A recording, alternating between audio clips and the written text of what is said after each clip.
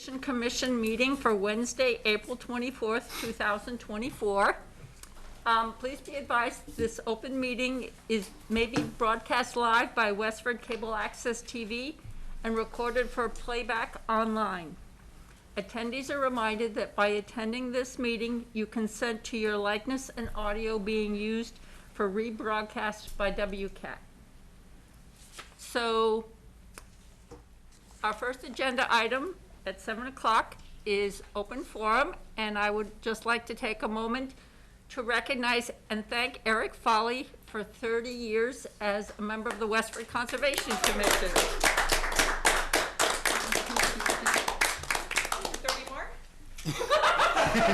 If I have it in me, it's absolutely been a pleasure, and I can't think of a more rewarding experience. So the pleasure's been all mine, so thank you very much. It's a wonderful community, and it's been an absolute pleasure to volunteer for, and I'm looking forward to continuing to volunteer. So thank you. Thank you. Thank you. Good to have you around. Thank you. Yep. Do any members of the commission have something for open forum? I have a question for Matt, I guess. Okay. Is off office hours when you're not working and somebody notices something that's going on that is not allowed, what do we do in a situation like that? I would contact the chair. That would be my first recommendation. And, in the event enforcement, because I think I know myself, I would imagine the chair, I'd have to double check to see, what can be done for enforcement. But stopping and, Well, and I think some of it is, for example, if it's a very serious issue, maybe the first thing would be to call the Westford Police non-emergency. Is if there's something serious to be reported, like we have at East Boston camps, if you notice violations or, things that are of a serious nature, that might be the first one. And then, yes, you can always reach out to me. I check my email daily. It's good to take pictures if you can, because it's great to capture something in the moment.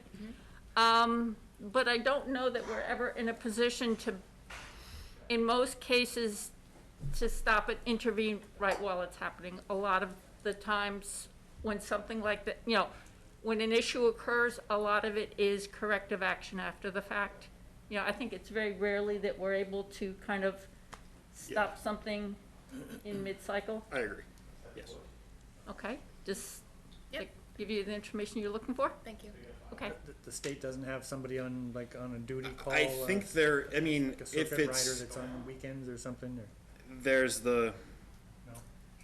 there's something, I don't recall what the name of it is, but I don't know, again, I don't know how responsive they are. It's. So it sure would be better to stop things before they happen instead of trying to correct them after the fact. Right, I understand, but also, But what can you do? I mean, if it was something like a dam failure, and there's a release of water, something like that, yes, yeah, I think, a there's- level of, significance where it's, or somebody's dumping something into a wetland, you see the blue 55-gallon drum or something, something to that effect, I can certainly find the information included in the commission's next packet, for the state level, and, again, just kind of find the citations and the regulations for information. Matt, do you have anything? Annual town meeting is this Saturday, April 27th, starting at 9 a.m. at the Westford Academy Field. More information's on the town's website. And I think that's all. Do members of the audience have any things they'd like to bring up during open forum? For an agenda item, thank you, Margaret. Okay. Then let's move on to our other 7 p.m. agenda item, which is the paving of the Stony Brook Conservation Area Access Road from Depot Street to Camp Neshoba. Included in the commission's meeting packet was the letter sent via mail, and while it says email, I forgot it, so I will be sending that shortly.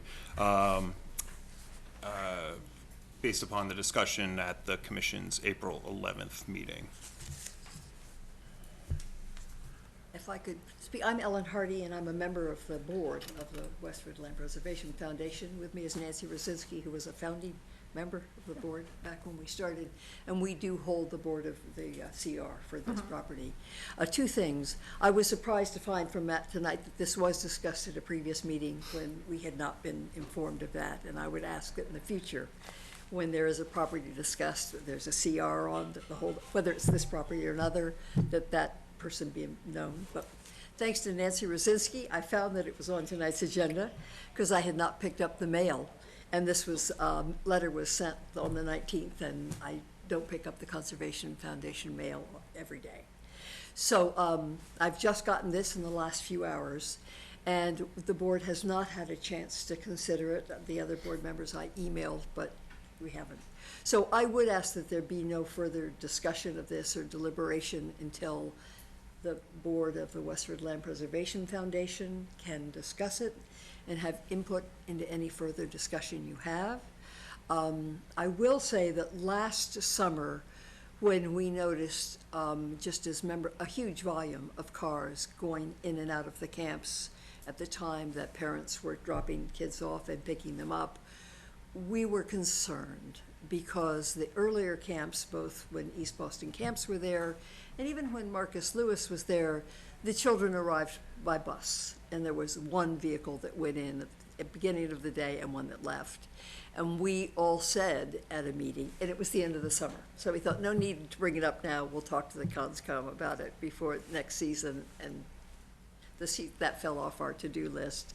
But we were very concerned that we knew that road was not designed for every person who went in there to arrive by a separate vehicle and be driving up to the camps. We should have shared that with you then, but we have serious concerns about the amount of traffic the town is allowing in there, and the idea of paving it. It didn't even occur to us that that was the option. We thought the solution was fewer cars, not accommodating more. So we'd love to have that conversation with you when we can be here as a board, and to be on your agenda when we've had a chance to discuss it as a board. So thank you for that. Okay. Thank you. Yeah. Anything? Do you want me to go next, or do you want to chat? All right, well, I looked at Jim and he pointed to She you. was raising her hand. Okay. Oh, is that all right? So Nancy Rosinski, and for those that may not know me, a couple of you, I was very involved in the purchase of East Boston camps and the subsequent master plan that was developed for East Boston camps, Stony Brook. And, you know, when I saw this proposal today for this paved road, I think, you know, this really isn't in line with what really the intent of this land was and how it was going to be used. And so I pulled up the East Boston Camps master plan that was written right after we bought the property. And if you can indulge me for a minute, I'd just like to share with you a few line items from there that I think speak to that really, I think demonstrate that, you know, paving that entire road is not in keeping with what the voters really wanted on that property.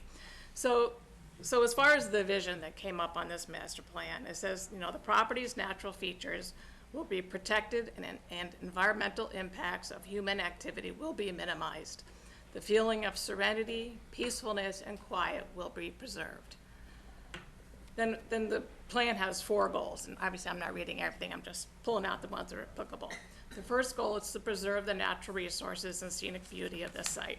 And specifically, it says to limit access on roads to authorized vehicles only, to minimize use of the roads by those authorized vehicles, and the roadway shall remain unpaved where possible and practical. And then on goal number 2, which talks about access, once again, it talks about minimizing the number of camp vehicle trips to limit the negative impact on the property. And then goal 3, when they talk more specifically about camp, it says that all camp operations shall be conducted as to minimize the negative impact on the land, etc. And then it says that the camp and the group user fees donations or grants shall pay for all camp operating costs and the cost of maintaining the buildings used for camp activities. So I really think that that paved road is not in keeping with this master plan. And although, perhaps some, improvements are needed on parts of that roadway, I guess I would encourage you and ask that maybe people go back to the drawing board and say, how can we, fix the things that are really bad, but keep in the spirit of this master plan, which is what everybody really wanted. Because, it's a beautiful area, and I think once you put a paved road, it's just gonna change the character of that so much, and I think that would be a shame for the town. Yeah, and I had met with Matt and the DPW director, Kyle Fox. We walked it initially, and I think part of the reason that when Matt sent the letter, there's some pictures included, is one of the key focus areas is the stretch between where you come in off a depot and where you make that first turn into the woods, because that's the part of the road that has the most problems, and so that was really the priority of where we want to address. One of the things that when Kyle Fox had come and talked to us at our virtual meeting was he also said that when the roadway is paved, it'll be possible to install seasonal speed bumps. So in fact, you can put those traffic calming,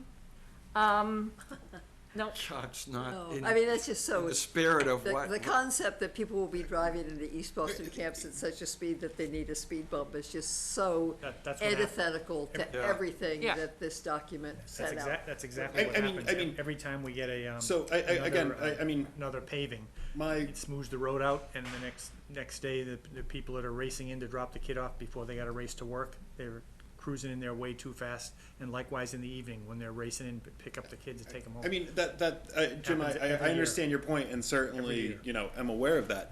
But there's also times where, at the end of, I think the DPW was out there in September, so after the camp season, and through now, there hasn't been a camp season. It's just high usage. People like going there. So, I understand the point of, that, maybe the roadway, the access from, the gate off the parking area up to the camps. Okay, that's not, Well, that's closed off when there's no camps going on. right, Yeah. but, in terms of, and the letter and the items, the letter was drafted upon reviewing the conservation restriction and the notice thereof, everything is consistent with the conservation restriction, and so I understand Ellen's point to, have a conversation, have the Land Preservation Foundation meet and, discuss and come back to the commission, and for that, but, the conservation restriction sets out the notice to explicitly states the notice to the grantee.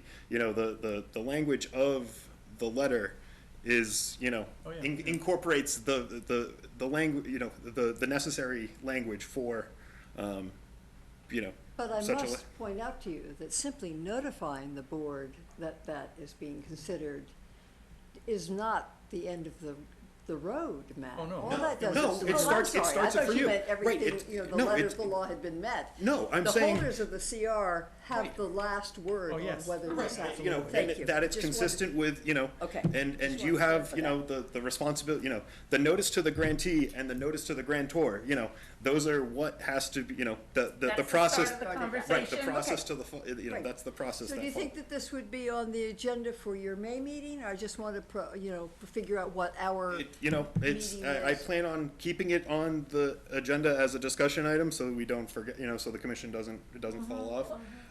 But, if Well, could we give it a time so, at least Ellen and the committee would know, it would be helpful. when there was the time, instead of just a discussion item? well, no, I mean, again, if they're going to be ready, if they can have a meeting by May 8th, I know there's one thing on to start the meeting, but it's, at 7:10 I have, or 7:05, I can certainly let you know of a date, if May 8th is when you want to come back to the commission. As I say, since we all just learned about this 3 hours ago, I have no idea You what the know, availability May is of the 8th other or members May of the board. But we 22nd.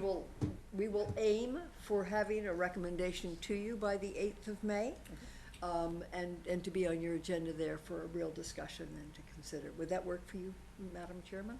Yeah, but what I was also thinking is, obviously, you're able to go and visit the site, and would it be helpful to have Kyle Fox here to answer questions and maybe explain some of the issues? One of the points that he made to me that was very telling was that the emergency vehicles responding to calls in the conservation area and up at the camps are starting to also voice some of their concerns about the condition of the road. So I think, is some of it is looking at making the situation better for the future. Well, understood. So let's have that discussion, because the argument could also be made that impediment to the emergency vehicles that are getting in is because we haven't honored the CR and we've been letting too many cars go in there. So we have dug this hole ourselves. And so we need to figure out how to undig it. Which also gets into in terms of if we want to start limiting access, what does that say if we have lots of Westford residents, lots of people in the state who want to use it? Is there something we need to look at doing? Right. It's the camps that I would look at first, and we'll look at that, and we'll talk to the groups that used it this last summer, because that was the most egregious as I was picking up my sandwich at Stony Brook, of just the astounding number of cars that were turning in and coming out. And those weren't just your average dog walkers and residents. Those were parents of campers on their way to work. So let us all ponder this. Okay. I can't answer whether it would be worth Kyle's time to be here on the 8th. We certainly will do our homework and go walk that stretch, and be back with you on the 8th and at least get that started with our recommendation. That sounds good. Really Is think our this- meeting from the 11th available for replay someplace? I know it was on No, Zoom. No? technical difficulties by the operator because I was out of practice. The meeting minutes are available, and they're included in the revised meeting Wonderful. packet. You can And find them online then. yes, they're Great, we'll read currently those as well. available. We will do our homework. Thank you for your time. Thank We you. look forward to Thank working you with so you much on for your it. time. Thank you. Moving on to our 7:05 PM agenda item, a certificate of compliance request for George Allen and Sons Construction, Cloverleaf Lane.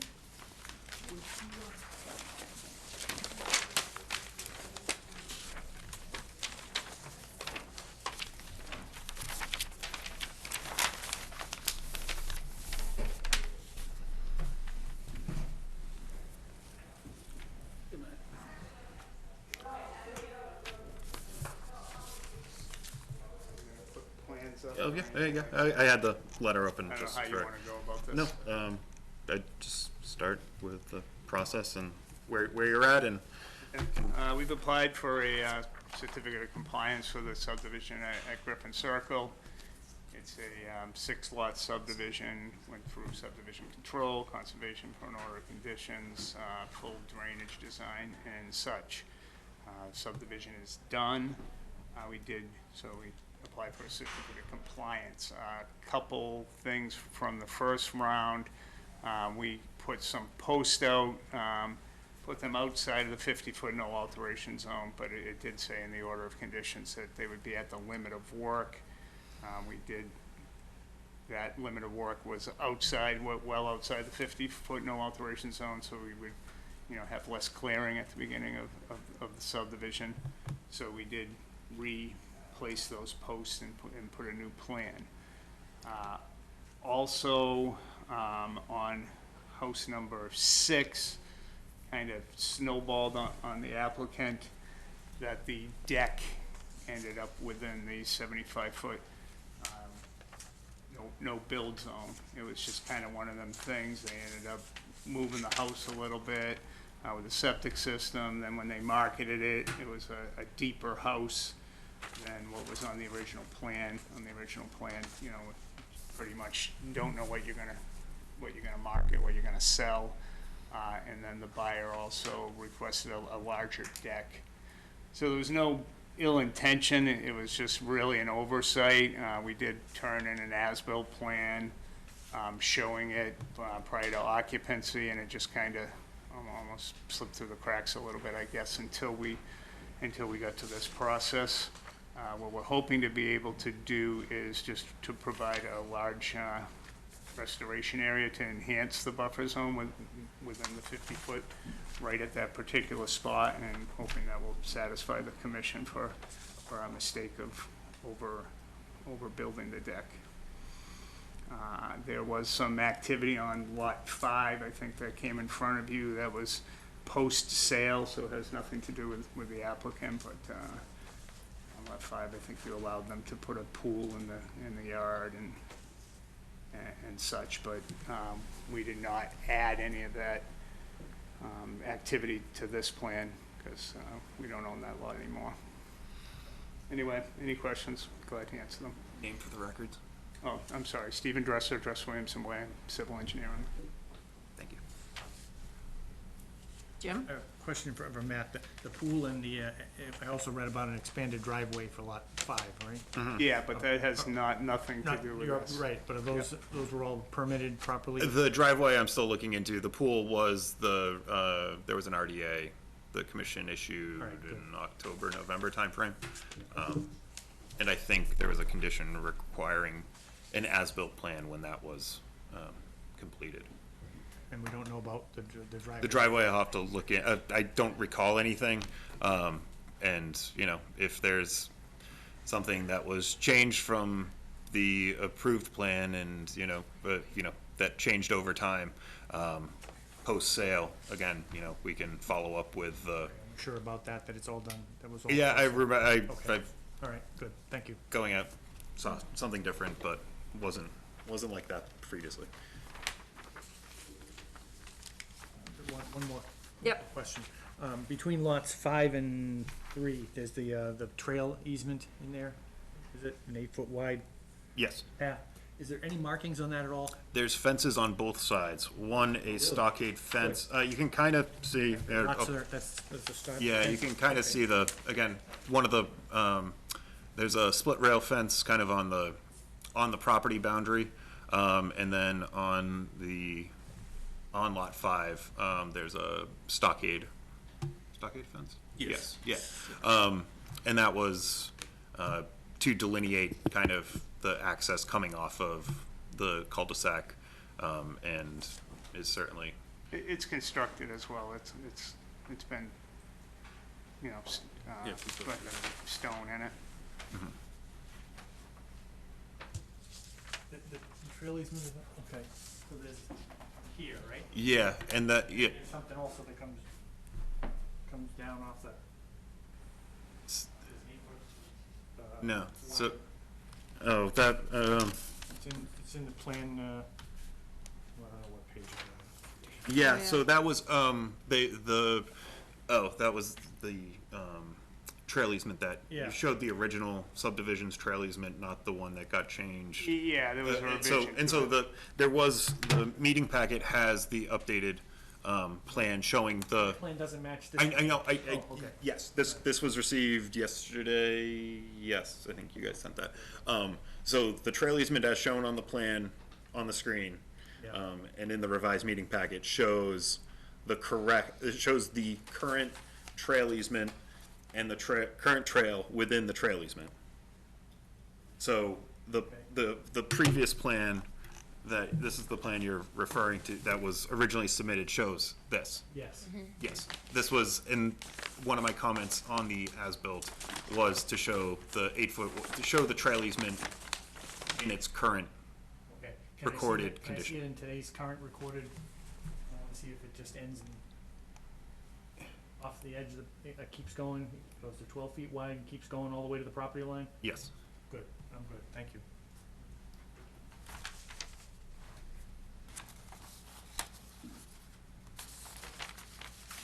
Okay, so going back to lot 6, the area with the proposed buffer, Matt, if you, Sorry.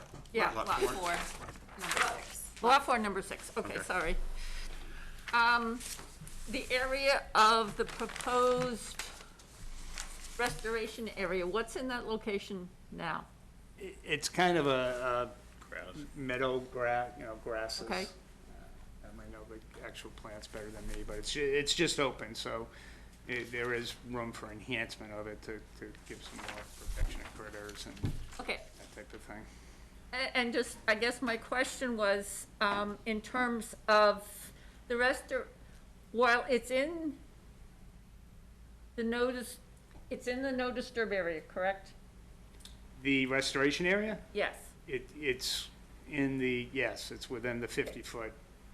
Okay, because I'm just kind of, I can understand why you'd want to not get too close to the well, but I'm just kind of wondering if there was a reason for the restoration plantings to be in if they could be. I think the intent is just that that's where the deck is, and that's where the kind of the encroachment onto the area you would. And I was just thinking in terms of restoration, in terms of plantings that would kind of jumpstart a naturalization of that no disturb area, and I don't And know. could be spread out Yeah, more just within that. Just redistributing, We're certainly, yeah. if that's what you'd prefer, we do not have an issue with that. We understand that. Okay, yeah, just thinking in terms of spreading the plantings out, you're not looking at one spot and then open grassy areas on either side. I realize you need to keep the access to the well open, but in terms of, my thought would be distributing the plantings a little bit more between the two property lines. I mean, I think this hatched is the, That's the drain easement. yeah, the drainage Yeah, easement, no, so, yeah. Slope over there. Yeah. Yeah, I wouldn't, You mean closer to the wetlands or just spread out kind of along the, Okay. along the buffer zone? I'm just trying to So look my at thought some is pictures of a this. little bit in this area, and obviously not too close to the well, but yeah, it just, so that they're not all so consolidated, that. All bunched up, you just Yeah, want them spread that out. grassy area kind of has, the same number of plants, but maybe distributed out a little Okay. bit more. That's fair. Okay. And Matt, they're all native? Yes. Okay. Did you have any? Nope, those were, but wanted to get the commission's thoughts on the, restoration, for mitigation, for the encroachment, and, elsewhere, if there were any other, comments from the commission in reviewing. Any comments or questions from members of the audience? I did have one more thing about the red maples. Seem like we want them farther away from the house so that they don't potentially be a problem in the future. Those are gonna get bigger than any So other they don't have to things. get Oh, cut down that's because true. they're worried How- about it, yeah. How tall are these? Not in our lifetime, but. Actually. Maybe in 30 years from now when I'm still on the commission. I'm loving it. So, yeah, that wasn't even something, so with these trees, as they reach maturity, what heights are we kind of talking about here? The shrubs will be in that, 8-foot range. Yeah, the red maples will grow to 30 feet probably. Okay, so maybe if the red maples are Come on, man. either, set a little bit deeper Yeah, in there, and then also off to the side, so that they're not at risk yeah, of getting. I'd suggest we can work Yeah, with Matt okay. to that place sounds them good. properly. But yeah, that's another thing So we don't have a concerned homeowner coming in saying that their home and children are gonna be threatened by these trees that are growing, yes, Yep, yes. okay. Take it that happens a bit. It does.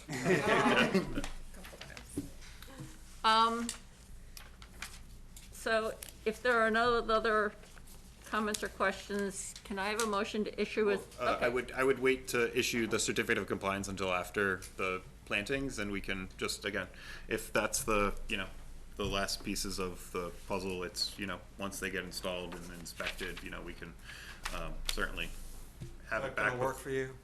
Yeah, that's All right, that's cool. Okay, It's out there. that sounds good. Thank you. Okay, thank you. Thank you. Yep. Okay, moving on to our 7:15 PM agenda item. Oops, sorry. We have an enforcement order compliance follow-up for Gillette, 30 Preservation Way. I am Rick Gillette. So we have, I think over the last year since we inadvertently violated the rules on what trees we could take out, I've learned a lot about native plants and wetland scientists and wetland landscapers and horticulture. We went to Garden of the Woods, so we've done a lot. We've learned about invasive species. My wife and I personally pulled out 10 cubic yards of massive buckthorn, 17 feet high. In fact, we have a beautiful serviceberry tree that was 18 feet high that has bloomed for the first time in the history, because the entire area that you'll see in some pictures was completely obliterated by buckthorn. That was just crazy. But 10 cubic yards compressed. I just graduated from PT, partially with repetitive stress from using a 5-foot log with my wife with the full force. So I think we took to heart, which is our attempt to say, can we have both a better, healthier environment in wetland and make it more attractive and enjoyable? So that's what we tried to do, and Matt's been very helpful. And I think we found a list of people, and I gave the resources because my wife and I found the hardest thing for us was getting residential compatible resources who have expertise, getting a wetland scientist who actually work with, they're so tied to big commercial projects, but we have a list of people that really do that. And it's been really helpful for us. So anyway, we have a plan that enhanced off what the minimum were that we would like to implement. I think it was favorably reviewed by Matthew when he was out there to take a look at it. And I can go through the details if you want, but it's aligned with give back some of the artificial area because we can do that and make it aesthetically attractive. Instead of using posts, for instance, we'd like to use granite regulator cobble to put across to kind of block the artificial area from that. On top of the granite will be epoxied signs that say this is a do not disturb area. But that to us, we have a beautiful view out the windows, and it's not that we were trying to avoid the obvious that you need to do that, but there'll be 3,600 pounds of granite in the path between that. We're going to put 150 feet of it in if we get approved. So those were just things we were trying to do to say we can address the issue of making it clear to the owner this is a special area. You can't, it may be even more than the posts, and the entire backyard will be that granite coupling that's there. Other than that, it's the 4 trees we talked about. We did look at sizing and a lot of those issues. They are going to be almost 40 feet from the house. And we have, because the buckthorn took out everything, there's really nothing there. There's room for trees. There's western sun in the afternoon, and there's eastern, southern sun in the morning, as long as they're tall enough to do that. So it's a pretty healthy spot for trees that we can get there. They've been pines. The ones we took down were massive pines that were asymmetrically growing and had gotten to within probably 20 feet of the master bedroom pillows that we sleep on that were pretty scary things. So these are away so that we don't see any more pines that look to be threatening for that, but we'll get some other things in that are healthier. So we hired a landscape architect who does a specialty. She actually loves butterflies, but she creates habitats, and she's creating a diverse habitat to go throughout. There'll be ferns, there'll be bushes, and there'll be flowers, which we think will be nice. And she's going to personally drive it. Sharon and I will be her workers to go do that.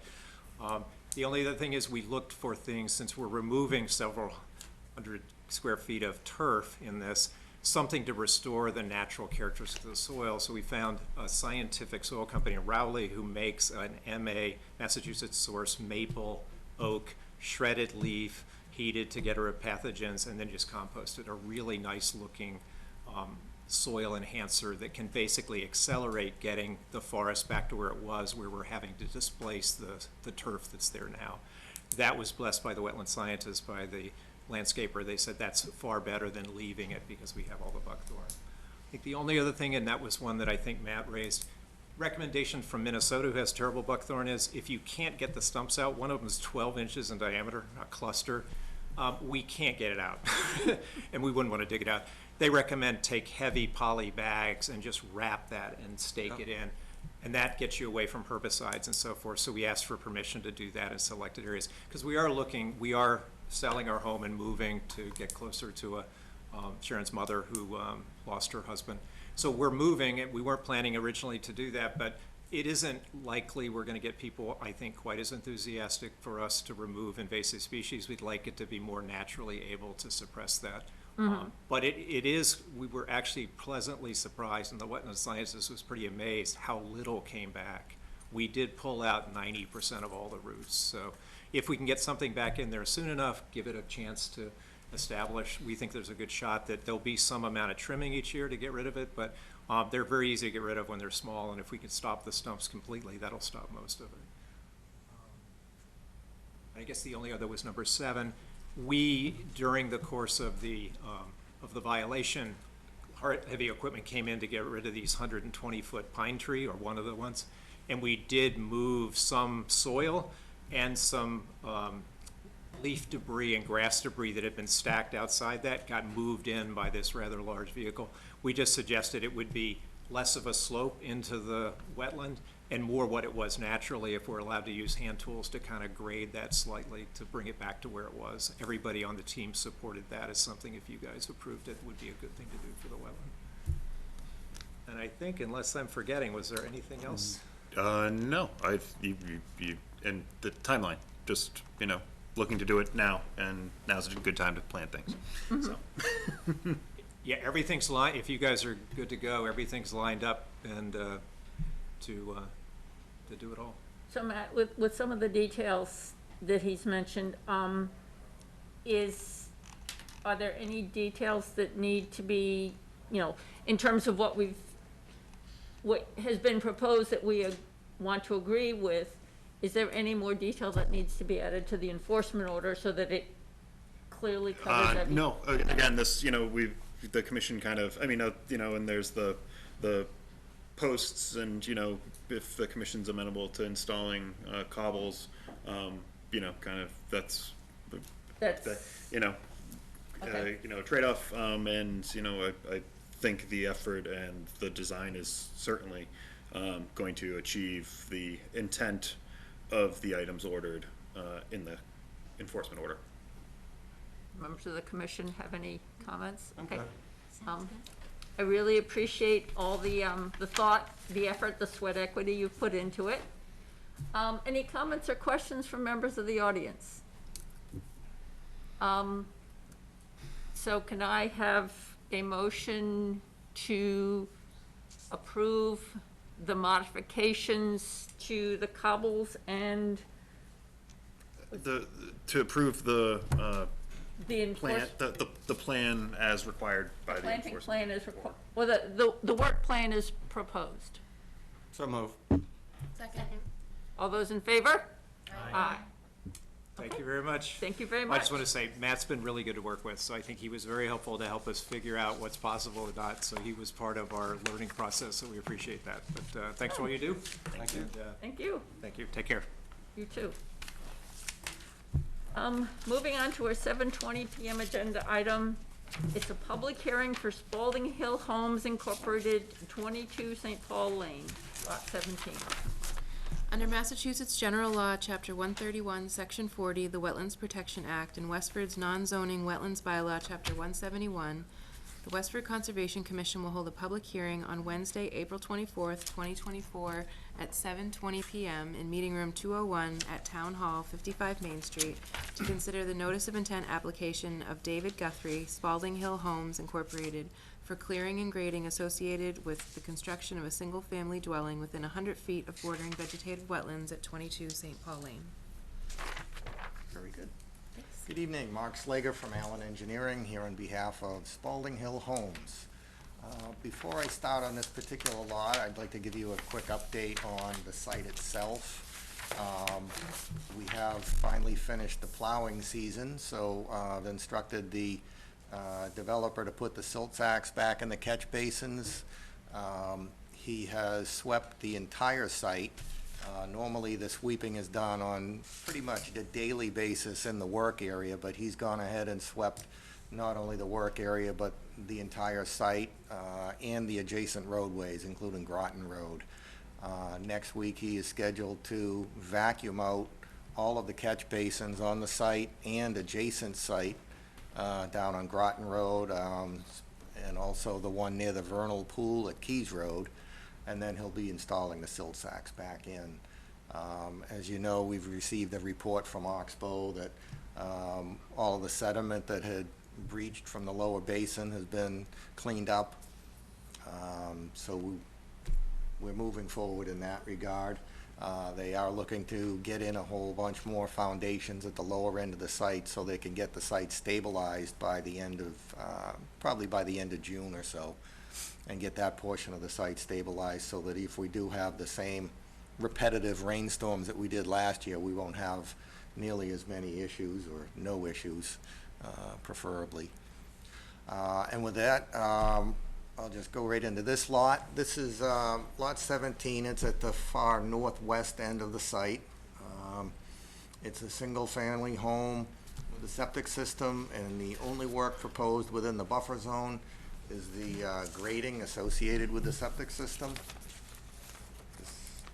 There we go, pointed at the right direction. So this is the 100-foot buffer zone here. If you can zoom out. This is the westerly lot line, and it abuts the open space. So the 50-foot no-clear zone is actually beyond the lot line. But we're proposing to do just a minimal amount of work in the buffer zone, a little bit encroaching on the 75-foot no-build zone, but the house is well away from the 100-foot buffer zone. We are proposing some signs as typically required at the limit of work. There'll also be signs further back noting where the open space actually occurs. And out of the 29 lots that were proposed, this is the only lot that's going to need a notice of intent filing. Initially, we thought there were going to be about 5 lots that were going to require it, based on the preliminary septic designs and house grading. But given the results of all of the percolation tests and deep holes, I was able to keep all of the work outside the 100-foot buffer on the remaining lots. At least that's the plan now, unless somebody wants to build a pool or something like that. But that's where we are, and I'd be happy to answer any questions. I have one. Using one of these Presby Enviro septic systems. So is that unique to this parcel? Are there others that are using that instead of, like, typically I've seen you use this where maybe you didn't have the separation of groundwater that you might with a typical leaching field? Yeah, I generally don't use typical Title V leaching fields. I've used a lot of Presbys, and one of the more recent systems is a geomat system, which requires a little less fill. But it all depends on the location of the test holes and whatnot. And this one, the Presby seems like it's more conducive to the area. And one of the reasons is with the Presby system, you can actually build it on a slope, as opposed to the geomat, where you've got to build it on a level area. By building on a slope, I've actually been able to reduce the grading further downhill. Well, I figured you probably did this for minimizing grading. Yes. But I didn't know, if it's, when you look at a site, so you have options on what you want to use. A Presby, a normal, this other one that you mentioned, so Yep. you just look and see what's going to fit best where. Yeah, with the geomat system, you need a separate reserve area, and the geomat system is the primary. With the Presby, you don't need to do that. So if you can have a conventional and a reserve area with the trenches intermingled, fingered trenches, you can put the Presby over that, and you don't need a separate reserve. So that's probably the biggest reason. That and the fact that we can put the So you Presby can show the system on a Presby and you slope. don't have to show a primary and a secondary leaching field. I have to prove that I can do it. Yeah. Okay. But they're intermingled, so I'll have the primary and reserve trenches in between each other, and then I can put the Presby right over the top of it.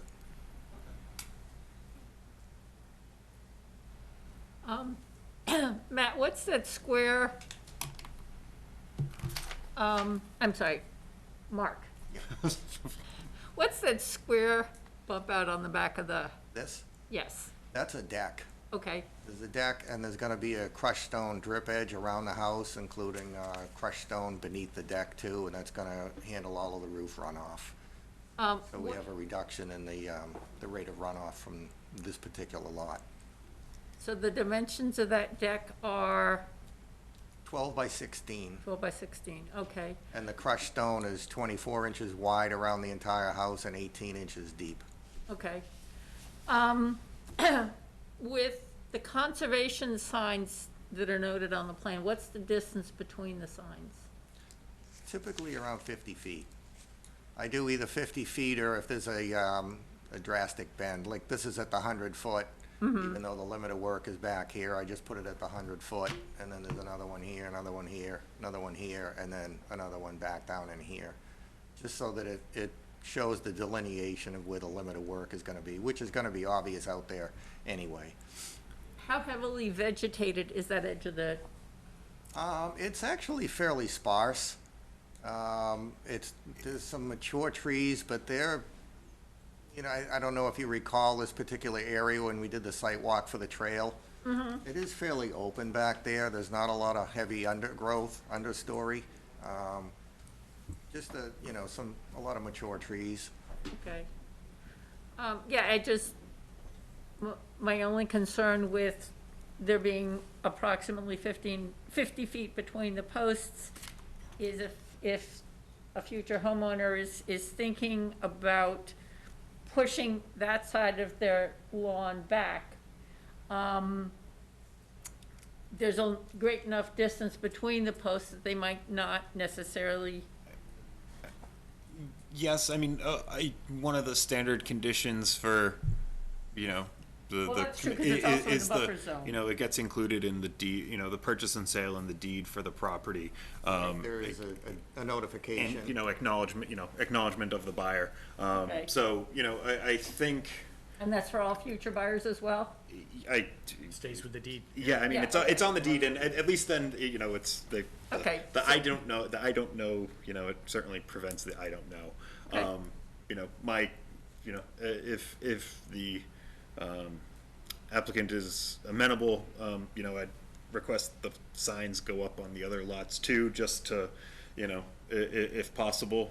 Again, more just as again, it's not subject to this lot, you know, this notice of it, but just, you know, have something at the 100-foot buffer on the other lots where there is, you know, the 16 and so 18. because other lots don't see those posts, they don't, Right, you know, they it don't just, think you know, there's a 100-foot buffer But that they do applies have to to, them. even though, if the buffer zone extends onto their lot, they still have to sign a disclosure. That Okay. That's recorded with the property. But there's nothing in the ground that tells them Yeah, where that lot is. so, That's true, okay. yeah, that was my only. And health department is reviewing this currently? Yes. Okay. Likely. So we leave this open?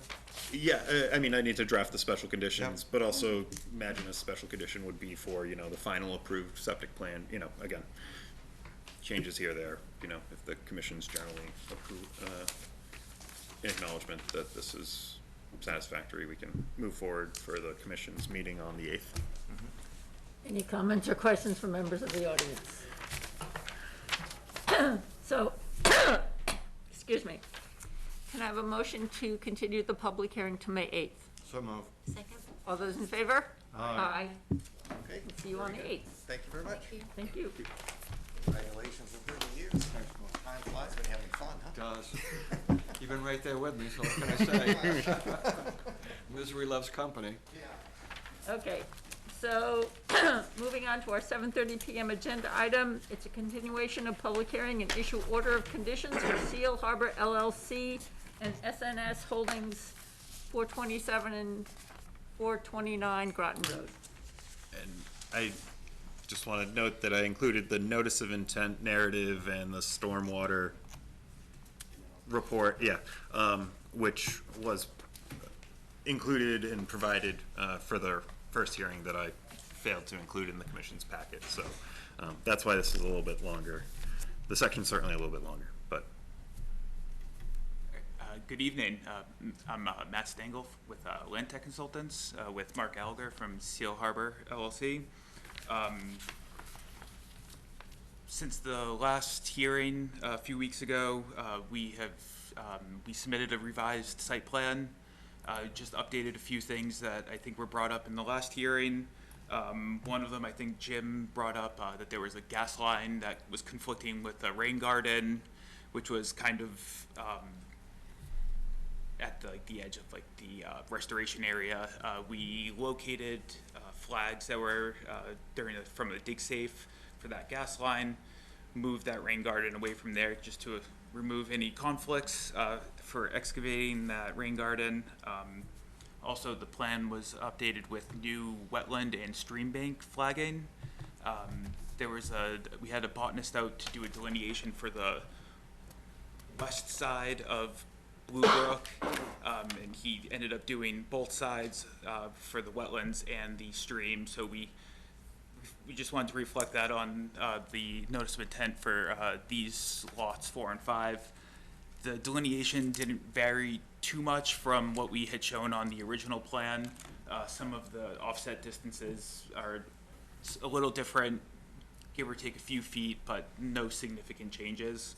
The plan, we updated all of the areas on the second sheet of the plan for the total riverfront area, disturbances within the riverfront area. I believe the total new disturbance is going to be a little bit less than what was shown on the original plan, but again, we're talking just a couple hundred square feet, nothing significant. And then we received the draft order of conditions from Matt, and I know Matt Waterman gave you all the updated areas, all that stuff, and I don't think we had any issues with the special conditions. So if anyone had any more questions.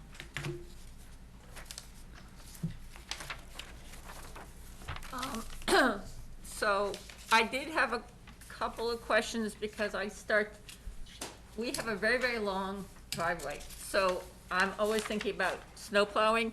One of the things, can I have the? So, if I'm reading the plan correctly, this part of 427's driveway is actually on the property of 429? Yes, it is. So, in terms of reading through the operational maintenance and long-term pollution prevention plan, there's talk about, maintaining the swales, the rain gardens, the vegetated strip next to the driveways. For the portion of 427's driveway that's on 429's property, who is legally able and responsible for maintaining that? 427, they have easements. So, okay, so there will be an easement even though it's not indicated on the plan? It is, I think it is, there's It a is. very faint gray line that I think this line, this is Oh, one part of the easement, and then just Okay. off screen, there's, So it even includes part of that rain garden? yes? yes, Okay. yes, it does. Because one of the things that I wonder about is when there's a heavy snow event, and so you've got snow coming down very rapidly, is the guy that comes in and plows from the street, I'm assuming that at some portions, he's going to have to push snow off the driveway. And I couldn't really see from the plan what they've got for curbing, and I'm wondering if that activity by the plow driver is potentially going to impact either that grassy strip or the drainage swale. Do you want me to, as a plow guy, Yes. can I chip in? Sure, I'm sorry. that would be great. Somebody who plows, unfortunately, and I don't like to advertise that. So even with, at the beginning of the driveway where you're referring, you're really not gonna, so even with a long driveway, the majority of that snow is with an 8-foot or 9-foot plow, you may be talking about the snowbanks. And let's say it's a heavy, heavy snow year. Those snowbanks aren't gonna really impede beyond 2 or 3 feet beyond the edge of the driveway. In that particular vicinity, you're not gonna have any snow really pushed up in that area towards the rain gardens. Majority of it's gonna be pushed down past the garage. Well, and especially looking at how long the driveway is on 427, we have a 400-foot driveway, and one of the things that I have seen is when it's a heavy wet snow, what my husband is a plow driver who also does not advertise, You don't blame them. is he's going along and he basically creates what he calls snow farms. It's push it off to the side because looking, is if it's heavy, coming down quickly, if it's a very wet snow, you really cannot push it all the way into when you get down to where the house is. And it just is, that's one of the questions that comes to my mind is the way the driveway and the adjacent vegetation configured, is that going to hold up if the plow driver feels he needs to periodically push snow off kind of at an angle as opposed to just letting the Snowbank. snowbanks form on the sides? So, right, what you're talking about is once you get past, because they're not gonna I'm just, push snow obviously towards the street. You're gonna push snow down the driveway. right, but I'm just So- looking at the length of it that says if it's a heavy wet snow or there's already snowbanks in place,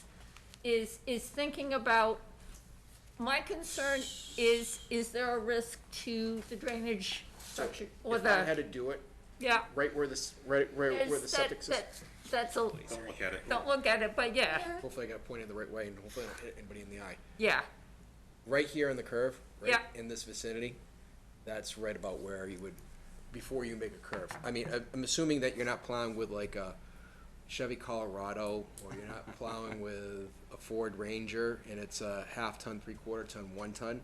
okay, This driveway, I think, is only 200 and some odd feet, Okay. so you're not 400 lineal feet in. okay, I did measure it at one point, and I'm just gonna draw a blank. I did the dig safe, so that's the only reason I know. So you're maybe 250 to this point, okay, and so truthfully and honestly, if you had to, to this point right here, you're probably 100 lineal feet in, okay, and assuming that you're not using a four-wheeler to plow, you really shouldn't, even with wet, heavy snow, you really shouldn't have to, you really don't want to, as a plow guy, I'm gonna talk for most plow guys, you don't want your snow up here. This Yeah, is like the no-go zone where you don't want to plow, because once it starts piling up, you have nowhere to go, especially at the beginning of a driveway. And where you're pushing it down, you're gonna be pushing it down towards the house. So right here might be a good area, and the next little area is gonna be right about here, right about where the turnaround is. okay. And honestly, you don't want to, as a plow guy, I'm not gonna speak for every single plow guy out there, because there are some yahoos. However, if you're plowing for a private homeowner, the last thing you wanna do is do those like little, I know what you're talking about. You don't wanna create that because you're gonna be nicking the grass. And when you're starting to hit the grass and you're starting to push your snow up there, it creates damage, and in the spring, you have to go back and fix it. Okay, That's a nightmare for Well, yeah. anybody, because that's more work for you, that's less profit for you, because you have to go back and, because you ripped up the grass because you decided to pile, 5 piles versus 1. okay, and because, so ours is a driveway through the woods, so there are trees on both sides. Okay, so what you're saying is that somebody who hires an adequately equipped Reasonable, plow driver, he's going to have the equipment that can really just push it 50 feet, 100 feet to get to a place where he can just kind of let it go off to the side. I drive a 1 ton. Okay. Because I trailer and I do everything else for the business too. Okay, But I could even with the, let's say it was a foot of heavy, let's say down Easter, and it's about a foot of snow, which most plow guys want to get out there 2 or 3 times for a driveway, because that's how they make the money. But even with that, I could blow right through that. okay. Personally, I'm speaking for myself. Yeah, and it's just, and for me, it's kind of, These driveways, I'll be honest with you, look deceivingly long. okay, And so on the plans, it's something that on the plans, they look like they're half-mile long driveways because of the little curves and everything. In reality, the The long driveway, one's about 200 feet. yeah, Okay. it's not like it looks, that driveway to me right now on the plans up on the screen looks like it's a 600 lineal foot long driveway. okay, It's not. okay, but the key is, this is not somebody do it with an F-250. Even a half-ton. Half-ton Even could do if, it? I Okay. mean, like I said, if you're plowing with a Jeep, like a Jeep Wrangler, yeah, there's 3 or 4 inches of snow, you're gonna have trouble, but Okay, anybody who, I see guys all the time with little, You know, they have the little 4x4, you know, the little off-road vehicles. They put the plows in the front, you know what I mean? And they plow with that. Well, I'm thinking more, because can't- what I'm starting to see is people who people who come in and mow your lawn in the summer, come back and plow your snow in the winter. And I'm just, Well, those guys have heavy trucks. Okay. I mean, most of those, any of those landscape guys are driving at least an F-350, F-450, F-550. I mean, F-550 for something like this would be overkill, but you have, you know, Okay. 8-foot or 9-foot, and most of the guys like me, we all have V-plows, which allows you to basically put the snow anywhere you want, as opposed to a straight plow that, yeah, so that's you're where, especially around separating. these guys, around this area, almost everybody has a V-plow now. Okay. My other question, and this is tying back to the structural pollution control features, is there was a lot of detail in the operational maintenance plan about, you know, how they need to be cleaned, how they need to be maintained. My concern where these are individual homeowners is there's not a homeowners association, and I was wondering, just to make sure that buyers are aware of those responsibilities, do we need something in the language in condition 51, which, Do we have it in the, What's, that's where it's the language for purchase and sale. Chris Elfin? Should have. Did he draft the covenants? I mean, we can certainly, I feel there's, I mean, where all 5 lots are subject to a stormwater management permit, there's, off the top of my head, I don't recall if there's anything that's but, typically, there's similar Our language. legal documentation. Yes, there's typically similar language about, well, with the stormwater management permit saying Okay. this is subject to, you know, So that would- so you can't clear more, you can't, you know, so I do think there is. So when the properties, so as the property transfers hands over time going forward, every time there's one of those, the buyer is notified that there's a stormwater management. It's included either in the It's deed correct, or- and it's included in our legal paperwork. I don't know if we would have included it in. No, it this, just- But it's in our paperwork, because I will tell you, it's not the first time, but we actually have them specifically sign off on something like this, because in a year or two, there's gonna be somebody who's gonna be a Yahoo, and I've seen it before, and they say, well, the builder never told us, and we go back, and you're gonna come in, you know, Matt's gonna call me and go, hey, they never told us, and I'm gonna bring back the paper, and I'm gonna put it right down on the desk and say, they signed off on it, so you know what? And is It has that nothing to do with me. Yeah, and I guess, having sat on this commission for close to 20 years, not quite yours, Eric, I'm not so much concerned about the first transfer of ownership, it's more as the property, you know, that's where, for example, the purchase and sale and stuff like this, we've got it tied in so that each new homeowner is put on notice, there's stuff I should be asking about, and that's where I was kind of with the stormwater management. It's gonna be in there. Yeah, I think it's in legal Okay, so documents that will- so- regarding, because there's a stormwater management permit. Okay, so that covers us, the It's future consistent with- homeowners Correct. will be It notified. transfers with the ownership of the home. Okay, yeah, and that was really what I was looking for. Yeah, I don't think we would have included the legal documents in this No, application. but or it just, paperwork. I didn't see it, Yeah. I asked. No, all right, that's, no worries, I'm sorry. Okay.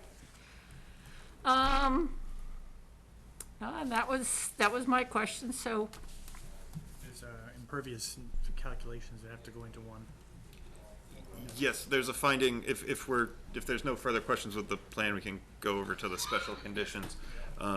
There was one that we left highlighted because we didn't have the, Yep, on the second page 10. yeah, and, so in addition to, so first I would just recommend that it gets removed, because there's a significant increase because there's, the existing gravel's not considered impervious, and so it goes from like 1,400 to 14,000. Yeah, 1,500 to 10,000, and also a lot of that impervious area is on Lot 4, which is well outside the riverfront and wetland buffer. Right, yeah, so it's just, it's a bad finding for this, again, actually having the data goes. If the commission's amenable, I would recommend striking that. Additionally, there were all the figures and distances. Land Tech was so kind in responding and providing updated distances, which are reflect the revised plan. Was there any other comments? I don't think so. I don't think so either. I think those were it. But I appreciate certainly if there's questions or happy to discuss the language of the special conditions. Well, actually, I forgot. Are there any comments or questions from members of the audience? Okay.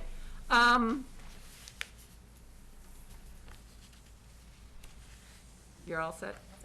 Jim? I'm good. Okay. So we've agreed to remove The highlighted finding. the highlighted finding. Okay. So that's the only modification? And updating the distances in the findings Okay. as provided by Land Tech. Okay. So those are the two amendments we're proposing to the order of conditions. Okay, can I have a motion to approve the order of conditions for DEP file number 334-1849 is amended? So moved. Second. All those in favor? Aye. Aye. Thank you very much. Oh, motion to close the public hearing. So moved. Second. All those in favor? Aye. Thank you. Thank you. Thank you. Greatly appreciated. Okay, moving on to our 7:35 PM agenda item. Continuation of a public hearing for 88 Tadmouth Road. Good evening, everyone. I'll have the plan up for, if that's easier. Save you setting it up for the commission. Wasn't sure, I don't attend too many in-person hearings these days.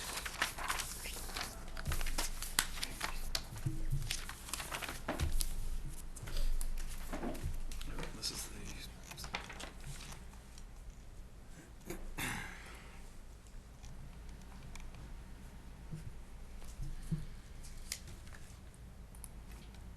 Here's the most recent. Okay, so, my name is Robert Melvin with Stamsky McNary. I'll be representing the applicant, Jingqi Yang, on this project. Just a quick recap, we are proposing a sewage disposal system to serve the existing house.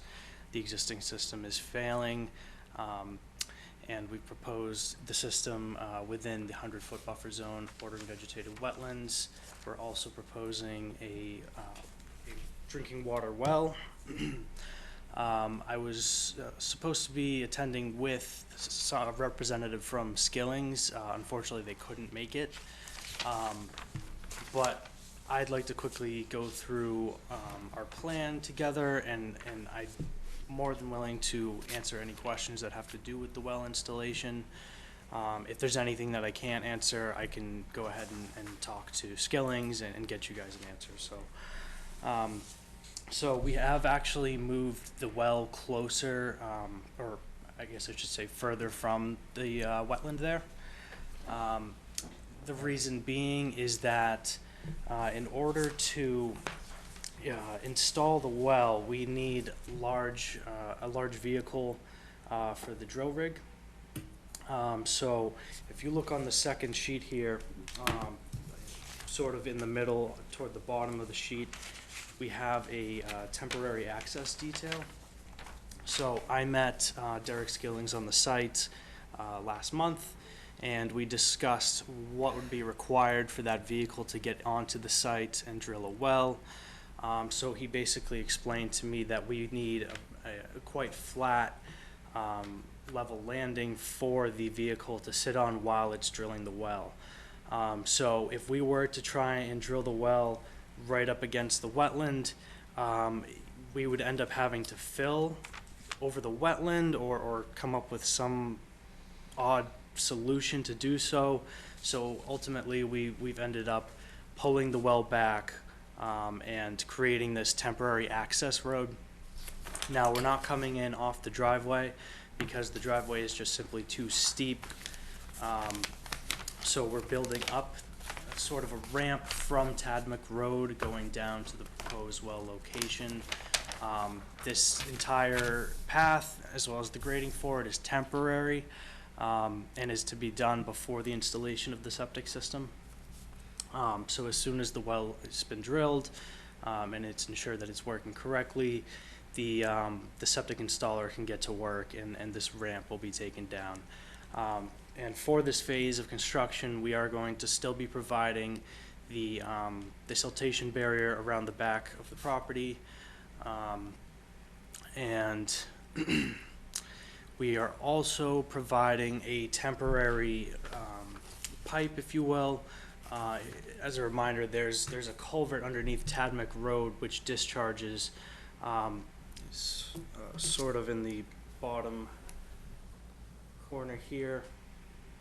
So what we're doing is we're proposing a pipe just to outlet that while we're constructing the well here. And we've gone ahead and located all the trees in the area and have noted which ones are to be taken down. The most significant are the large pines. We've identified about 15 of them that will need to come down for this construction. So what we've also gone ahead and did was we've created a mitigation area. Now this mitigation area is immediately downstream of the leaching field. We are offering 15 native shrub plantings spread out about 5 feet on center. And this is indicated, although it's a bit hard to tell, but there's just some line hatching. It's approximately this area here that I'm highlighting.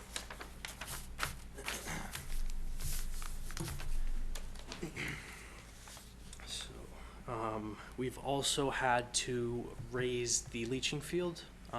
We received a comment from the Board of Health that we cannot take our 2-foot reduction to groundwater, which we were originally taking for the Presby system. We cannot take that if we are also within the 100-foot setback to the drinking well, which again, that setback was unavoidable on this site, so we've had to go ahead and raise that system another 2 feet to be in compliance there. So all the grading's been adjusted accordingly. It did result in grading extending a bit farther than previously shown, and I believe that would be the extent of all the changes we've made, and I'm willing to take any questions if anyone has any. So your grading that you're gonna do for the septic comes up to the property line. I can see where the contours end. Is there a wall there or something that, you know, that you're tying into, or how do you tie into the grading into the other property? No, so it is a bit tight, but we're grading pretty close to the property line, but it's not extending over onto the next property. So whatever grading you're doing here isn't gonna be pushing any additional runoff or anything on the other property and causing him any kind of adverse impact? No, it's mimicking existing drainage patterns here. Board of Health okayed the well location and the septic location, all the components, they're okay? Yes, generally the Board of Health is okay with this design. We haven't received approval yet. There were a group of small comments that aren't really going to affect the design. In fact, the only one that's going to really change anything is we have a vent right over here. That just needs to be 10 feet from the property line, so that's just going to move over a bit. Yeah, but like I said, the rest of the comments are minor. We can take care of them fairly easily. It's mostly procedural things. And, we were just waiting to make these changes until we came back to the commission just to ensure that there weren't anything else that we should be aware of.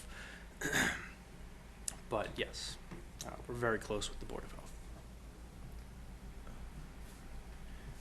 My one comment that I've shared with Robert, and if there are plan changes that the Board of Health is going to require, if we could show conservation posts. I know if there were no further plan revisions that were going to need to be made, I was going to condition it to kind of be located at the extent of renaturalization. But if plans are, going to be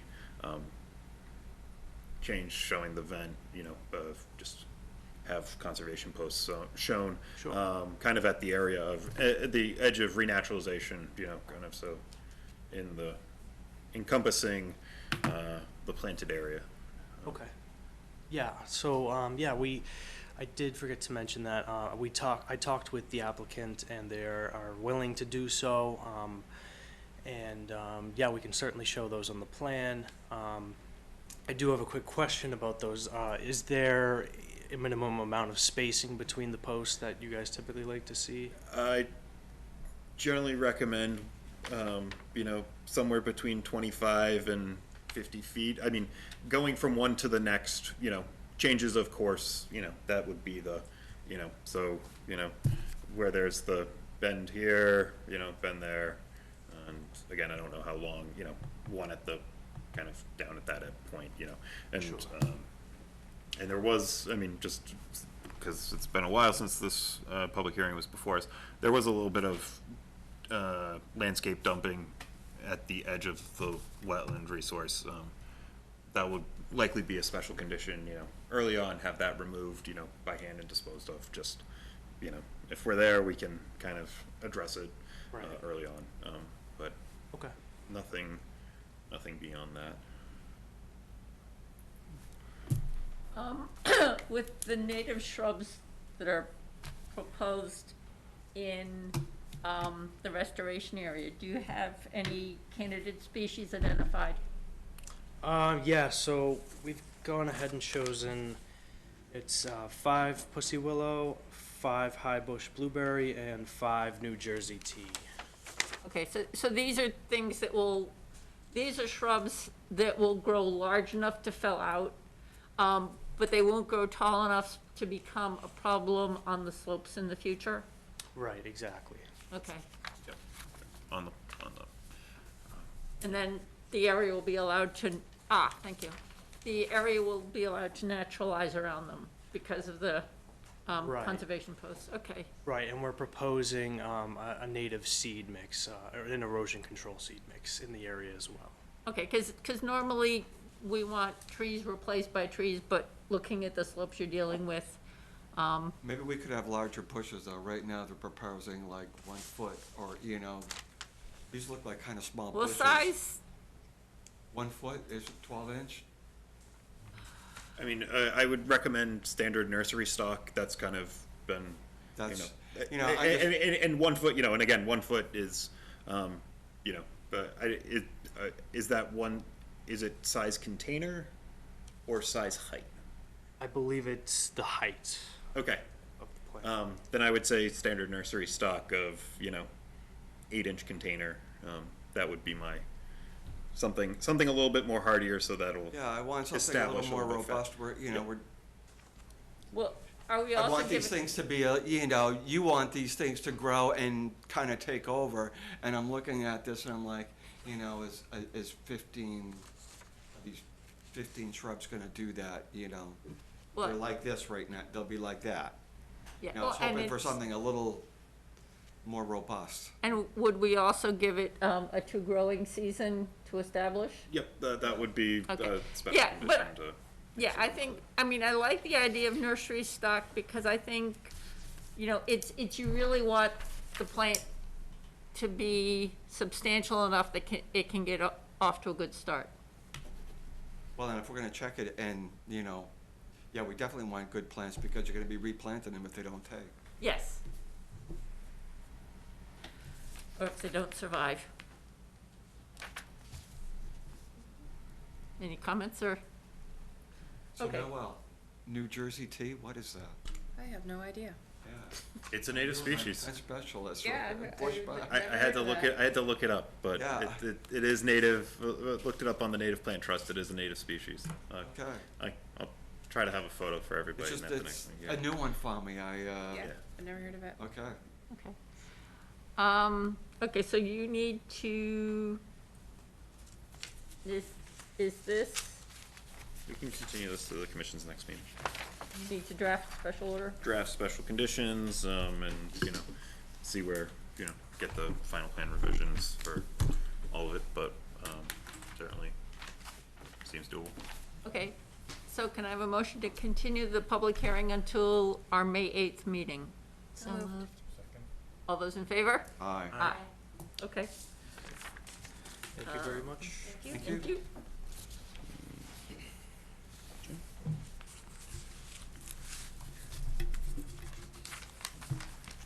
So, moving on to our 7:45 PM agenda item, continuation of of a public hearing for Wilma Realty Trust, 426 Littleton Road.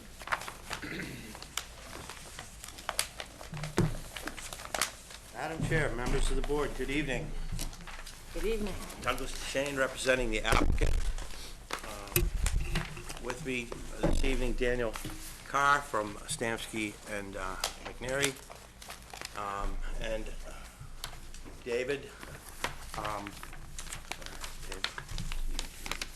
DNC, our wetland scientist, sorry, Dave Crossman, and Robert Fuzzy Carr, the owner of the property. I'm sure you met the whole crew at for those of you that were at the site visit. Following the site visit, and we do want to talk about the site visit and get your feedback and questions. Following the site visit, we did make some modifications to the plan.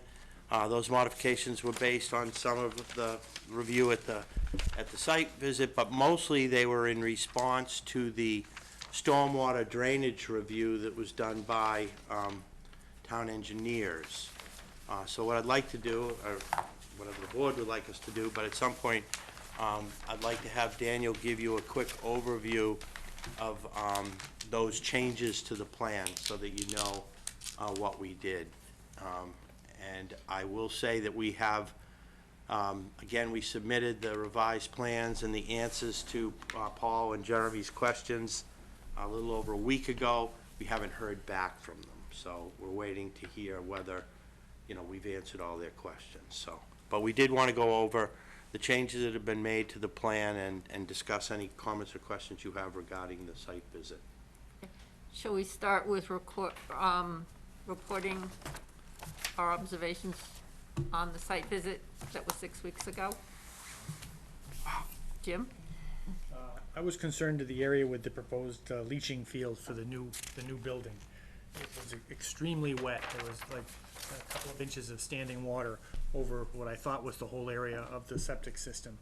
And looking at the plan where the wetland flags are, they ended at the approximate town line, the property line, town line. And there's it's like a no man's land between the two endpoints. You can't tell if the wetlands comes back in up close to the new building, or if it goes further into Littleton. So I think that needs to be identified, where the wetland boundary is, especially near your proposed septic system. So you're talking right in this area right here?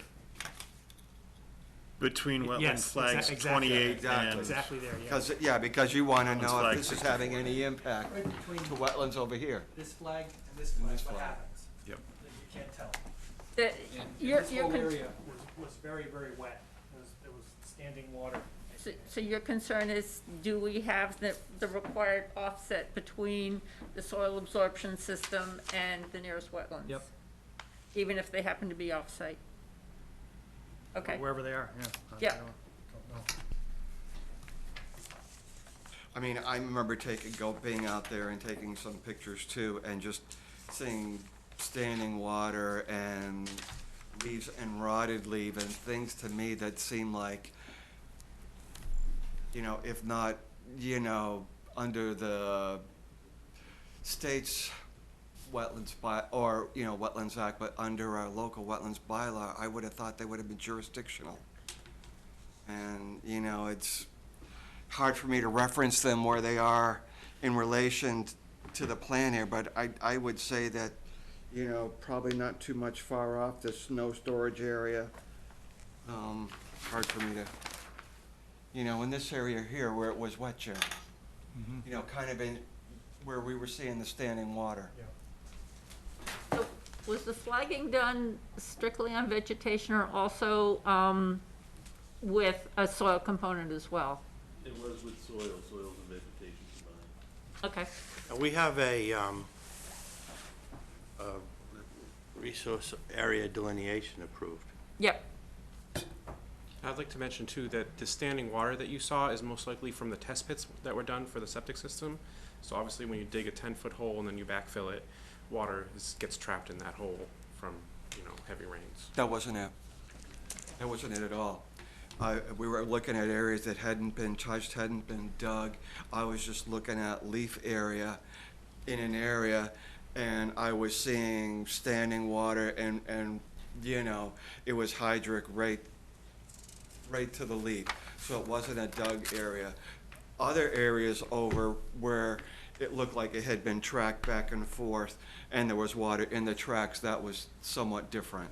So, there were those two different situations where I saw water, but, in some of those areas, even though it was a delineation and we had water, it certainly looked like it was quite wet and standing water in areas. And we did bushwhack over to the existing septic, the one that's gonna be abandoned. Yeah. And that was bone dry. That seemed like it was significantly different soil than the proposed field.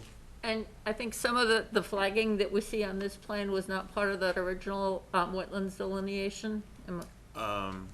Pieces of components at the front half of the site. Okay, so From the culvert to the north towards Littleton Road. okay, so the resource delineation was all on the Littleton side of the culvert. Okay. Would this have to go before the Littleton Conservation Commission since it's within the buffer? It's because the activity is in Westford. It's just us.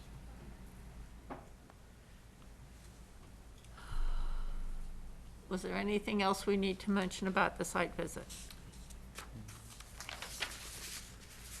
We had talked about when you drive over, where they put in the boxed culvert, that we were worried about runoff getting into the stream because there were separations, it seemed, in between the box culvert and then what was on the side. The concrete If blocks. they pushed snow or what, we were worried about stuff getting in. And we had discussed that, and, recommendation was gonna be made to somehow, I guess, seal that off. Correct. Just, which ultimately has been included in this revised plan set, the storage trailers with which are being to the rear of the existing structure, those are now all shown. And I think that's all. So, case in point, here's an area that was standing water, but that was not dug, that I took at the time, that was just,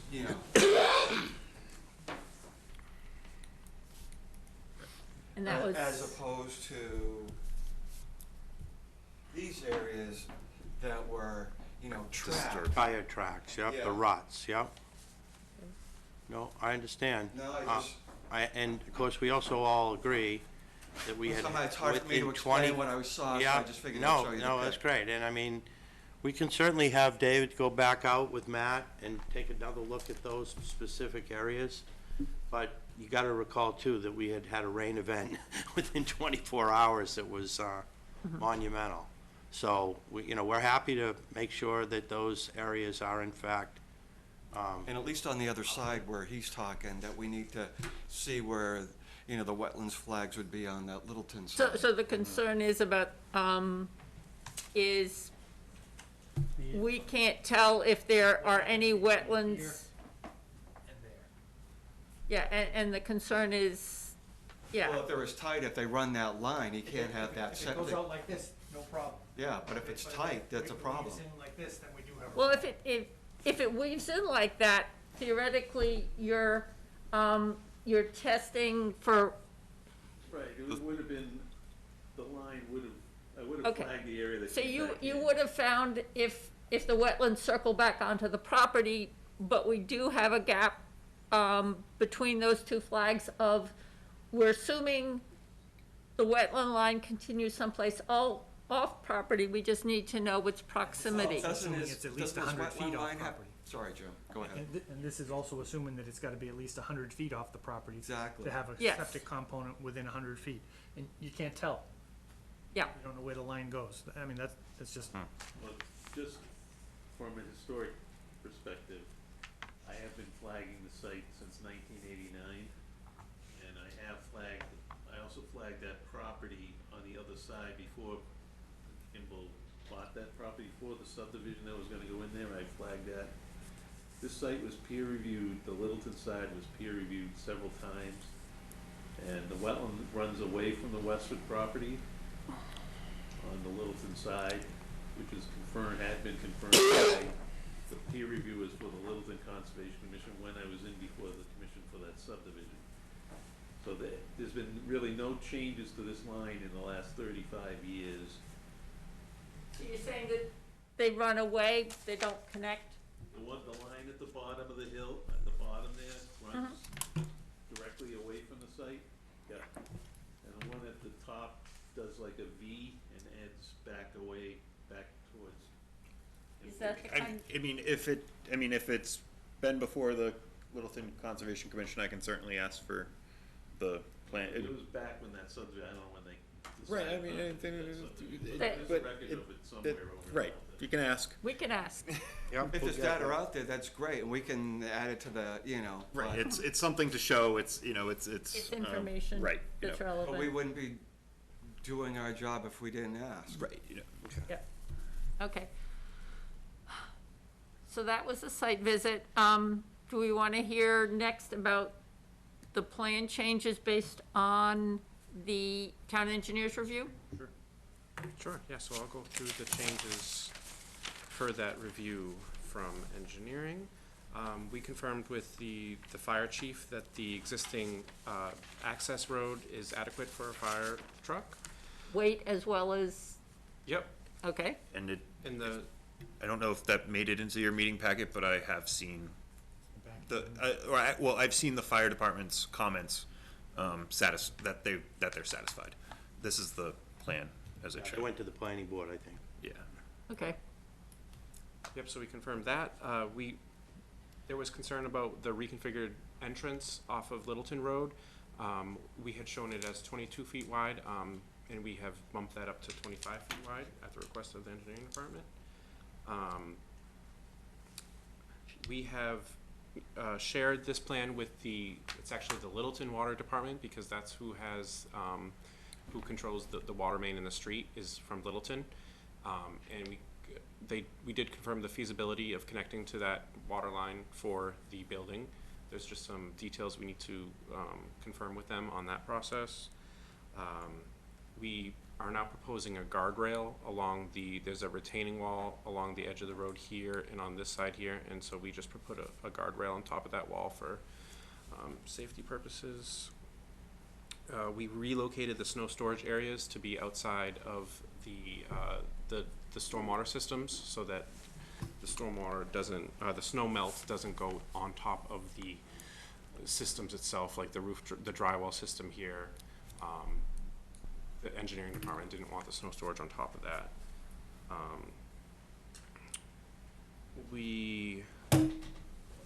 What else? Eliminated the parking.